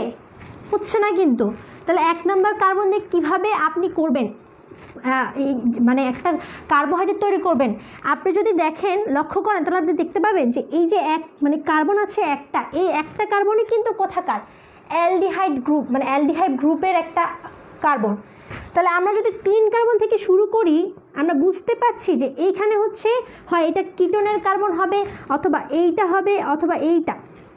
এই 3টা যে কোনো একটা অ্যালডিহাইডের কার্বন অথবা কিটোনের কার্বন হবে, তাই না? কিন্তু আমরা যদি এখানে একটা কার্বন দিই, এটা হয় অ্যালডিহাইডের কার্বন হবে, অ্যালডিহাইড গ্রুপের কার্বন হবে, অথবা এটা কিটোন গ্রুপের কার্বন হবে। কিন্তু যৌগ তো গঠন করছে না, এরা তো গ্রুপ প্রকাশ করছে। আবার 2 নাম্বার কার্বন দিয়ে করেন, 2টা কার্বন দিয়ে করেন, হবে না যৌগ। ঠিক আছে, তো আরেকটা প্রশ্ন ছিল, কি যেন ছিল প্রশ্নটা, আমাদের কাছে জোহরা কি জানি ফাতেমা তো জোহরা আপু বলেছে যে তার হচ্ছে কি একটা কোয়েশ্চেন, আমি আসলে তার কোয়েশ্চেনটা বুঝলাম না। এখানে 2 নং কার্বনে হচ্ছে হাইড্রোক্সিলের নিচে না হয়ে উপরে হতে পারতো না, মানে 2 নাম্বার কার্বন কোনটা, এইটা না 2 নাম্বার কার্বন, এটা নিচে উপরে, তো মানে এটা কার্বন, এই কার্বনে হচ্ছে আমাদের হাইড্রোক্সিলমূলক বসাতে হয়, তাই না? উপরে নিচে তো আমি বসাইনি, এটা হচ্ছে আমাদের ডান পাশে বসিয়েছি, আমাদের নিয়ম হচ্ছে এইটা। ঠিক আছে, আমরা সেই নিয়ম অনুসারে বসিয়েছি। আপনি কি প্রথম থেকে ক্লাসটি করছেন আপু? প্রথম থেকে ক্লাসটা করলে আপনি অবশ্যই বুঝতে পারবেন। আপনি কোন উপরে নিচে কথা বলছেন আমি বুঝতে পারছি না। আপনি যদি কোথাও প্রবলেমে পড়েন আপনি ক্লাসটা আবার প্রথম থেকে দেখতে পারেন, তারপর যদি না বুঝেন তখন আমাকে কমেন্ট করে জানাবেন, আমি বুঝতে পারি। ওকে, আমাদের হচ্ছে যে জানিয়েছে একটা কার্বন কিংবা 2টা কার্বন দিয়ে কেন হয় না, আমি আশা করছি উনি বুঝতে পেরেছে। ওকে, আচ্ছা, তাহলে আমরা কি বলছিলাম? আমরা বলছিলাম যে হেক্সোজের ক্ষেত্রে একটু চেঞ্জ আছে। হেক্সোজের ক্ষেত্রে যে চেঞ্জটা হয় সেটা হচ্ছে হেক্সোজ মূলত 2 রকমের হতে পারে, একটা হচ্ছে ল্যাভোরোটেটরি, একটা হচ্ছে ডেক্সট্রো রোটেটরি। ঠিক আছে, ডেক্সো একজন লিখেছেন ডেক্সো হবে না, ডেক্সট্রো রোটেটরি, আর এটা হচ্ছে ল্যাভোরোটেটরি। ল্যাভোরোটেটরি আমরা এল দিয়ে প্রকাশ করবো অথবা মাইনাস দিয়ে, আর ডেক্সট্রো রোটেটরি আমরা ডি দিয়ে অথবা প্লাস দিয়ে। তাহলে এখন লক্ষ্য করে দেখি যে এখানে কি হচ্ছে। এখানে যদি ডেক্সট্রো রোটেটরি আমরা কিভাবে বুঝবো, যদি ডান পাশে হাইড্রোক্সিল মূলকটা থাকে কত নম্বর কার্বনে? 5 নম্বর কার্বনে। তো বিজ্ঞানীরা এই 5 নম্বর কার্বনটাকে ফিক্সড করে রেখেছে চেইন স্ট্রাকচারের জন্য। যখন আমরা হেক্সোজের চেইন স্ট্রাকচার লিখব তখন আমরা এই কার্বনটা 5 নম্বর কার্বনের এই পাশে যদি হাইড্রোক্সিল মূলকটা থাকে ডান পাশে, তাহলে সেটা হচ্ছে দক্ষিণাবর্ত বা ডানাবর্তী বা ডেক্সট্রো রোটেটরি। তখন আমরা এই হাইড্রোক্সিল মূলকটা যেভাবে আছে এভাবেই থাকবে এবং এর পাশে আমরা হাইড্রোজেনটা লিখব, তার উপরে হাইড্রোক্সিল মূলক থাকবে, এই পাশে হাইড্রোজেন লিখব এবং এইখানে 3 নাম্বার কার্বন একটু চেঞ্জ হবে। সেটা হচ্ছে এতক্ষণ ধরে আমরা সবগুলো এখানে হাইড্রোক্সিল মূলক বসাচ্ছিলাম, কিন্তু এই 3 নাম্বার কার্বন এসে আমরা হাইড্রোজেন বসাবো। কেন? তার কারণ হচ্ছে আমরা একটু লক্ষ্য করে দেখি, এই যে স্ট্রাকচারটা, এই স্ট্রাকচারের মধ্যে এইটা যদি আমরা এই পাশে রাখি তাহলে এই পাশে আমরা হাইড্রোজেনটা রাখি না। সেমভাবে আমরা যদি এখানে লক্ষ্য করি, এইখানে আমরা হাইড্রোজেনটা রাখলে এখানে আমরা হাইড্রোক্সিল মূলকটাকে রাখছি। আবার যখন আমরা এইটাকে এই পাশে লিখবো তখন এটাকে হাইড্রোজেনটা এখানে রাখবে না, হাইড্রোজেন থাকবে এখানে। তখন একটা সিকোয়েন্স মেনটেন হবে। সিকোয়েন্সটা কীভাবে মেনটেন হবে? হাইড্রোক্সিল মূলক হাইড্রোজেন, হাইড্রোক্সিল মূলক এখানে হাইড্রোজেন, যখন এই পাশে হাইড্রোক্সিল মূলকটা থাকবে। এই সিকোয়েন্সটা মেনটেন করার জন্য এই 3 নাম্বার কার্বনে এইখানে জাস্ট অক্সিজেন মানে হাইড্রোক্সিল মূলকটাকে এই পাশে রাখা হয় আর হাইড্রোজেনটাকে এই পাশে। তারপরও না বুঝলে আমাকে কমেন্টে জানাবেন। এখন আমরা যদি এটা তো দেখলাম কি, এটা হচ্ছে আমরা দেখলাম হচ্ছে ডেক্সট্রো রোটেটরি, এটা হচ্ছে ডিহেক্সোজ, এটা হচ্ছে ডিহেক্সোজ। এখন আমরা যদি ডিহেক্সোজ না লিখে অথবা প্লাস হেক্সোজ না লিখে আমরা যদি ল্যাভোরোটেটরি বা এল হেক্সোজ লিখি তাহলে কীভাবে লিখব? 6টা কার্বন দিব, 6টা কার্বন দিলাম, 6টা কার্বন দিলাম। এবার আমরা কি করব? জাস্ট আগের মতোই কাজগুলো করব। ঠিক আছে, আগের মতোই করব। আগে কি করব? 5 নাম্বার কার্বনে এবার আমরা এল হেক্সোজ লিখব। তাহলে আমরা 5 নাম্বার কার্বনে আগে থেকে হাইড্রোক্সিল মূলকটা দিয়ে নিব, তারপর এখানে হাইড্রোজেন, বাকি সব কিছু আগের মতো থাকবে, বাকি সব কিছু আগের মতোই থাকবে। এখানে আমরা কি লিখব? হাইড্রোক্সিল মূলক। এখানে আমরা 3 নাম্বার কার্বনে কি বলেছিলাম? হাইড্রোজেন। এখানে কি লিখব? হাইড্রোক্সিল মূলক। তাহলে আমরা কি বলছি? এখানে হাইড্রোজেন থাকলে এখানে হাইড্রোক্সিল মূলক, এখানে কি থাকবে? হাইড্রোজেন। এখানে হাইড্রোক্সিল মূলক থাকলে এখানে হাইড্রোজেন থাকবে, এখানে হাইড্রোক্সিল মূলক, এখানে হাইড্রোজেন। বুঝতে পারলাম? এবার লক্ষ্য করি সবগুলোর হাত কি পূর্ণ হয়েছে কিনা। এইটা 4টা হাত ফিল আপ, আগে থেকে আমরা জানি কীভাবে ফিল আপ হয়। এটা 4টা হাত ফিল আপ হলো, এইটার 4টা হাত ফিল আপ হলো কার্বনের, এইটারও 4টা হাত ফিল আপ, এইটারও, কিন্তু এইটার ফিল আপ হয়নি। তাই আমরা এখানে কি করব? হাইড্রোক্সিল মূলক দিব, বাকি হাতগুলো হাইড্রোজেন দিয়ে ফিল আপ করবো। এটা একটু কঠিন মনে হতে পারে, একটু দেখি সবাই এটা বুঝতে পেরেছে কিনা। আবার বুঝাতে বলছেন। আচ্ছা, আমি আবার বুঝাচ্ছি। কি বললাম? হেক্সোজ, হেক্সোজে কয়টা কার্বন থাকবে? 6টা কার্বন থাকবে। 6টা কার্বন থাকলে আমরা ফার্স্টে কী করবো? 6টা কার্বন লিখে ফেলবো সিরিয়ালি। 6টা কার্বন লেখার পর আমাদের কাজ কি? এটা অ্যালডিহাইড না কিটোন সেইটা প্রকাশ করা, তাই না? তো কার্বোহাইড্রেট হতে হতে তো অ্যালডিহাইড কিটোন লাগবে, আমি এটা বারবার বলছি, প্রত্যেকটা ক্ষেত্রে বারবার বলছি। তাই প্রথমে আমরা অ্যালডিহাইড গ্রুপটা লিখে নিলাম এখানে। তারপরে আমাদের কাজ কী ছিল? তারপরে কাজ ছিল যে প্রত্যেকটার মধ্যে হাইড্রোক্সিল গ্রুপ দিয়ে দেওয়া। কিন্তু হেক্সোজের ক্ষেত্রে আমাদের একটার পর একটা সিকোয়েন্স মেনটেন করার জন্য এই যে এইখানে একটা সিকোয়েন্স যে মেনটেন হচ্ছে, এখানে যদি হাইড্রোক্সিলমূলক দিতাম তাহলে কিন্তু এখানে সিকোয়েন্সটা মেনটেন হতো না। বিজ্ঞানীরা কী করলো, তাই এখানে 3 নাম্বার কার্বনে হাইড্রোক্সিলমূলক না দিয়ে বাকি সবগুলো হাইড্রোক্সিলমূলক দিয়ে ফিল আপ করা, কিন্তু এইটাকে হাইড্রোজেন দিয়ে ফিল আপ করছে। আর 5 নাম্বার কার্বনে কী করলো, 5 নাম্বার কার্বন যেটা, এই 5 নাম্বার কার্বনের ক্ষেত্রে দুইটা কথা, একটা হচ্ছে যদি এটা ডান পাশে থাকে তাহলে এটা হবে হচ্ছে ডিহেক্সোস, যদি এটা বাম পাশে থাকে 5 নাম্বার কার্বনের হাইড্রোক্সিমূলকটা তাহলে এটা হবে হচ্ছে এল হেক্সোস। বাকি সব কিছু আগের মতো কি করলাম, হাইড্রোক্সিমূলক দিয়ে ফিল আপ করলাম। তারপরে যদি হাত ফাঁকা থাকে তারপর আমরা কি করব, হাত ফাঁকা থাকলে এই পাশে হাইড্রোজেন থাকলে এই পাশে হাইড্রোক্সিমূলক, এই পাশে হাইড্রোক্সিমূলক, এই পাশে হাইড্রোজেন, এই পাশে হাইড্রোক্সিমূলক, এই পাশে হাইড্রোজেন। আর এখানে হচ্ছে এই কার্বনের 4টা হাত ফিল আপ করা দরকার, হাইড্রোক্সিমূলক আগে থেকে বসানো। আমরা জানি যে যদি হাত তারপরও ফিল আপ না হয় তাহলে আমরা কি করি, তার বাকি হাতগুলো আমরা হাইড্রোজেন দিয়ে ফিল আপ করেছি, বাকি হাত সবগুলো হাইড্রোজেন দিয়ে ফিল আপ করেছি। চেঞ্জ হচ্ছে শুধুমাত্র 3 নাম্বার কার্বন যেটা, শুধুমাত্র 3 নাম্বার কার্বন যেটা, বাকি সবগুলো আগের মতোই আছে। আপনি পেজ উল্টিয়ে দেখেন সবগুলো আগের মতো। আর এইখানে 5 নাম্বার কার্বনে জাস্ট এইটাকে, এই হাইড্রোক্সিল মূলকটাকে কী করলাম, এই পাশে নিয়ে আসলাম, তাহলে এটা এল হেক্সোজ হয়ে যাচ্ছে। আর বাকি সব কিছু আগের মতোই আছে, শুধুমাত্র 3 নাম্বার কার্বনটা ছাড়া। এবার বুঝতে পেরেছেন কি না? আচ্ছা, আশিকা শিখা হচ্ছে ক্লিয়ার আপু। আচ্ছা, তারপর হচ্ছে খাদেমুল সৈকত ভাইয়া বলছে কোন কোন দিন ক্লাস হয়। আমি আপনাকে একটা কথা বলি, আমি হচ্ছে আরেকজন স্টুডেন্টকে এই কথাটা বলেছিলাম, সেটা হচ্ছে যে আসলে আমাদের ক্লাসের আগে মানে কি ক্লাস হবে ওই দিনের আগের দিন রাত্রেবেলা অথবা সকালবেলা রুটিন দিয়ে দেওয়া হয়। আপনারা কি করবেন, ঘুমাতে যাওয়ার আগে একবার টেনমিস স্কুল লাইভ গ্রুপ চেক করবেন, আর ঘুম থেকে উঠে আরেকবার টেনমিস স্কুল লাইভ গ্রুপ চেক করবেন, তাহলেই আপনারা রুটিনটা পেয়ে যাবেন। আর আমার ক্লাস হচ্ছে রুটিনে সবসময় নাও থাকতে পারে, তবে রুটিনে যদি থাকে আপনারা পাবেন কখন, রাত্রেবেলা রুটিন দিয়ে দেওয়া হয় অথবা সকালবেলা আপনারা রুটিনটা পেয়ে যাবেন ইনশাআল্লাহ। সো আপনারা তখন হচ্ছে খেয়াল রাখবেন টেনমিস স্কুল লাইভ গ্রুপে। আর ফাতেমাতুজ জোহরা তিশা আপু একটা কোয়েশ্চেন করেছিল, আমি আশা করছি এখন আপনার কোয়েশ্চেনটা ক্লিয়ার হয়ে গেছে মনে হয়। আচ্ছা, এমনি তানভীর আহমেদ সোহান ভাইয়া বলছে বুঝতে পেরেছে, আব্দুল সালাম আলহামদুলিল্লাহ বুঝতে পেরেছে। ওকে, আলহামদুলিল্লাহ আপনারা বুঝতে পেরেছেন। এখন আমরা কি করব, এই যে হেক্সোজ, এই হেক্সোজের চেইন স্ট্রাকচার দেখলাম, আমরা এখন রিং স্ট্রাকচারটা কেমন হয় সেটা দেখব। একদম সিম্পল। আর একটা বিষয় বলে রাখি, এখানে হচ্ছে 5 নাম্বার কার্বনে এই হাইড্রোক্সিমূলকটা হচ্ছে নির্ভর করে, আর চেইন স্ট্রাকচারের মধ্যে 1 নাম্বার কার্বন এটা নির্ভর করবে। কিভাবে নির্ভর করবে এটা আরেকবার খেয়াল করে নিন, এখানে কি কি আমি দেখিয়েছি, ঠিক আছে? জাস্ট চেঞ্জটা হচ্ছে 5 নাম্বার কার্বনে, আর রিং স্ট্রাকচারে 1 নাম্বার কার্বনে চেঞ্জ হবে। দেখাই একটু আমি। আর যারা হচ্ছে নামাজের কথা বলছেন আপনি এখন চলে যেতে পারেন, সমস্যা নেই। তো আমি হচ্ছে নামাজের টাইম থাকতে থাকতেই ক্লাসটা শেষ করে দিব, চলে যেতে পারেন, কিন্তু পরবর্তীতে ক্লাসটা অবশ্যই করবেন, কারণ অর্ধেকটা টপিক শিখে আপনি কিন্তু পুরো চ্যাপ্টারটা আমি যখন আরও ক্লাস করাবো তখন আপনারা কিছুই বুঝতে পারবেন না। সো পরবর্তীতে ক্লাসটা করে নিতে পারেন, কোনো সমস্যা নেই। আচ্ছা, তো এখন আমরা যদি রিং স্ট্রাকচারটা দেখি তাহলে কেমন হবে। আমরা কি করেছিলাম, আমরা যখন পেন্টোজ আঁকছিলাম রিং স্ট্রাকচার ওইরকম করে আঁকার চেষ্টা করি, কিন্তু 6টা কার্বন এখানে, সেটা মাথায় রাখতে হবে, সেই হিসাব করে আমাদের স্ট্রাকচারটাকে সাজাতে হবে। তাহলে আমরা কী করেছিলাম, এখানে ডাবল বন্ডে অক্সিজেন দিয়ে দেখলে কিন্তু হয় না, দেখেছি তাই না? সেটা আমরা এখানে আর করবো না। তাহলে এত বড় ভুল কি আমরা আবার করবো? তাহলে কিন্তু আবার 6টা কার্বন হবে না। তাহলে কি করব, এখানে হচ্ছে একটা বন্ডিং দিয়েই অক্সিজেনের 2টা হাত ফিল আপ করবো, 2 হাতে 2টা কার্বনকে ধরিয়ে দিব। এখানে কি করব, এইখানে একটা কার্বন বসাবো, তারপর 6টা কার্বন ফিল আপ করতে হবে, 6টা কার্বন আমরা বসাবো, ঠিক আছে? এইখানে একটা কার্বন বসালাম, এখানে একটা কার্বন, এখানে একটা কার্বন, এখানে একটা কার্বন। কয়টা কার্বন হলো?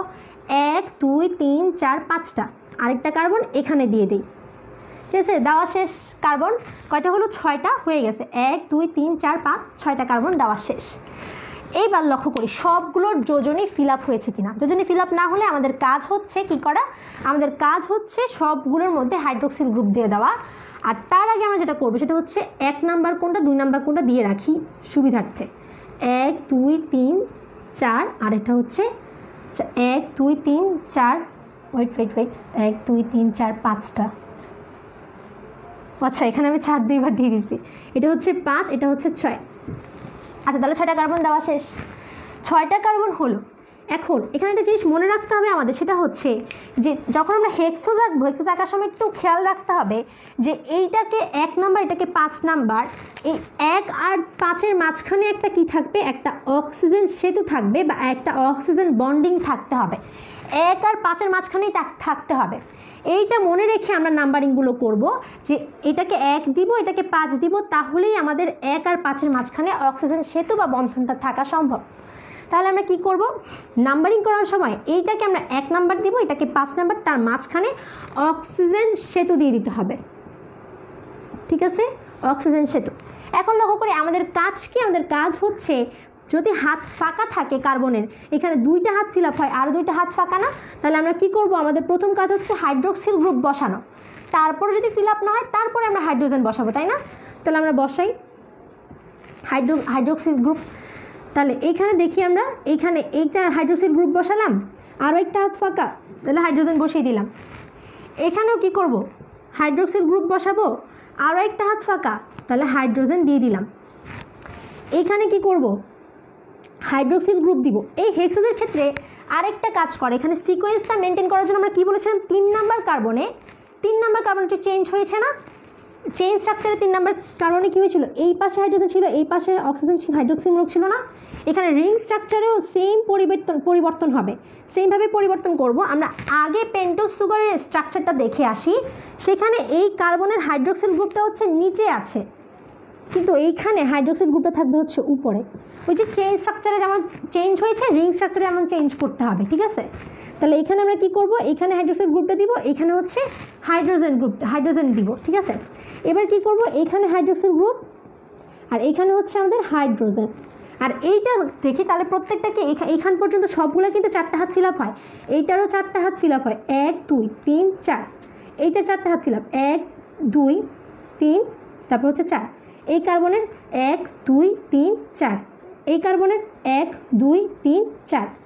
এবার এই কার্বনের বেলায় আসি, এই কার্বনের কয়টা হাত ফিল আপ হয়, 1টা হাত, 2টা হাত, 3টা হাত, আরও একটা হাত তার ফাঁকা না, ওই হাতে আমরা কাকে ধরিয়ে দেব, কার্বনকে ধরিয়ে দিয়েছি না, তাহলে তার 4টা হাত কিন্তু এখানে ফিল আপ হয়ে যায়।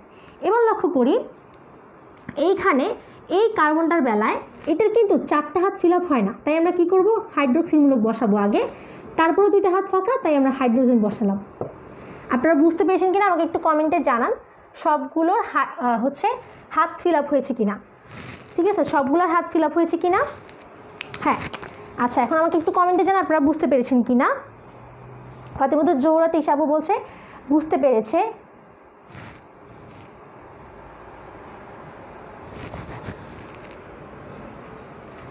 আপনারা সবাই বুঝতে পেরেছেন কিনা এটা? হ্যাঁ, জান্নাতুন নাইম ভাই বলছে বুঝতে পেরেছে।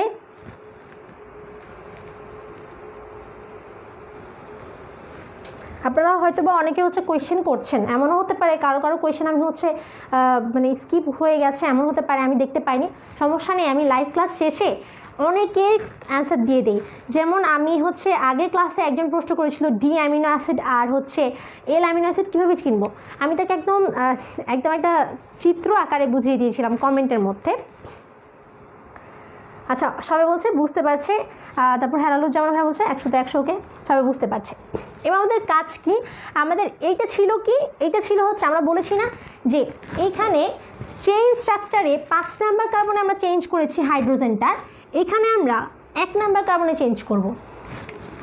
এখন 1 নাম্বার কার্বনে কি চেঞ্জ করব, এখানে জাস্ট আমরা হাইড্রোক্সিল গ্রুপটার জায়গায় অক্সিজেনটাকে এখান থেকে সরিয়ে দিয়ে অক্সিজেনটাকে এখানে দিয়ে দিব, বাস। এটা হচ্ছে আমাদের কি, এটা হচ্ছে আমাদের ল্যাভ্রো রোটেটরি হেক্সোস, তার রিং স্ট্রাকচার এটা। তাহলে কী করলাম, 1 নাম্বার কার্বনের হাইড্রোক্সিল গ্রুপটাকে এখানে দিয়ে দিলাম আর হাইড্রোজেনটাকে এখানে দিয়ে দিলাম, তাহলে এটা হচ্ছে আমাদের এল হেক্সোস, এটা হচ্ছে আমাদের এল হেক্সোস, ব্যাস হয়ে গেছে। এটা হচ্ছে আমাদের কি, এটা আমাদের হেক্সোস না শুধু, এটা আমাদের গ্লুকোজেরও রিং স্ট্রাকচার, ওকে, এটা আমাদের গ্লুকোজেরও রিং স্ট্রাকচার। তাহলে আপনারা কি বুঝতে পারলেন কি না, এটা হচ্ছে গ্লুকোজের রিং স্ট্রাকচার। তার আগে যে চেইন স্ট্রাকচার দেখেছি সেটাও কিন্তু গ্লুকোজের। তাহলে আমরা দেখতে পেলাম, ও এখানে আরেকটা বিষয় আছে, সেটা হচ্ছে কি, সেটা হচ্ছে যে যদি যে যদি এই যে এইটা যদি এখানে থাকে, যদি নিচে থাকে, এটাকে আমরা বলি হচ্ছে আলফা। এটাকে কী বলি আমরা? আলফা গ্লুকোজ বলি, alpha glucose, alpha D glucose, alpha D glucose. যদি এই হাইড্রোক্সিল মূলকটা উপরে থাকতো তা তখন আমরা এটাকে বলতাম হচ্ছে বিটা ডি গ্লুকোজ। ঠিক আছে, বিটা হবে কখন? এই স্থানে যদি হাইড্রোক্সিল গ্রুপ থাকে, উপরে যদি হাইড্রোক্সিল গ্রুপ থাকে, এটাকে বলি হচ্ছে আমরা বিটা ডি গ্লুকোজ। যদি এটা নিচে থাকে তাহলে সেটাকে আমরা বলি হচ্ছে আলফা ডি গ্লুকোজ। বুঝতে পারছি কি বললাম? হাইড্রোক্সিল গ্রুপটা একবার নিচে হচ্ছে, একবার উপরে হচ্ছে। উপরে হলে বিটা ডি গ্লুকোজ, নিচে হলে আলফা ডি গ্লুকোজ। আর ডি হচ্ছে কখন? ডি গ্লুকোজ কখন হচ্ছে? যদি যদি কি থাকে, যদি আমাদের এই 1 নাম্বার কার্বনে হাইড্রোক্সিল গ্রুপটা থাকে, তখন আমরা এটাকে কি বলছি? ডি বলছি। আর এই হাইড্রোক্সিল গ্রুপটা এখানে থাকলে আমরা বলছি এটাকে বিটা ডি গ্লুকোজ, আর এখানে থাকলে বলছি আমরা কি? Alpha D glucose. ওকে, বুঝতে পারছেন কি না? হ্যাঁ, ওকে, বুঝতে পারছে। ওকে ওকে, তাহলে আজকে আমাদের আলোচনা কিন্তু আর অল্প একটু ফ্রুক্টোজটা আমরা যদি একটু চিনি। ফ্রুক্টোজ কেমন হবে? ফ্রুক্টোজের ক্ষেত্রে জাস্ট একটা পার্থক্যই এখানে দেখা যায়। আচ্ছা, নামাজের কি অনেক বেশি লেট হয়ে যাচ্ছে?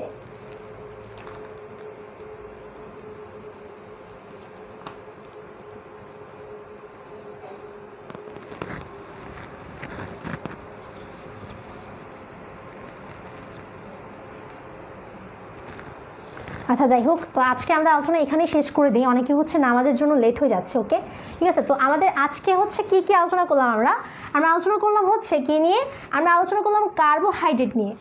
কার্বোহাইড্রেট কি একটা জৈব অণু ছিল। তো জৈব অণু অনেকগুলো রয়েছে। আমাদের আজকের ফার্স্ট লাইভে আমরা 4টা জৈব অণুর মধ্যে আমরা একটা জৈব অণু আলোচনা করেছি, তাও আবার তার একটা পার্ট। এটা ছিল আমাদের কার্বোহাইড্রেটের পর্ব 1। পরবর্তী ক্লাসে আমরা কার্বোহাইড্রেটের পর্ব 2 নিয়ে আলোচনা করব, যেখানে আমাদের আলোচনা থাকবে হচ্ছে ডাইস্যাকারাইড, অলিগোস্যাকারাইড, পলিস্যাকারাইড নিয়ে।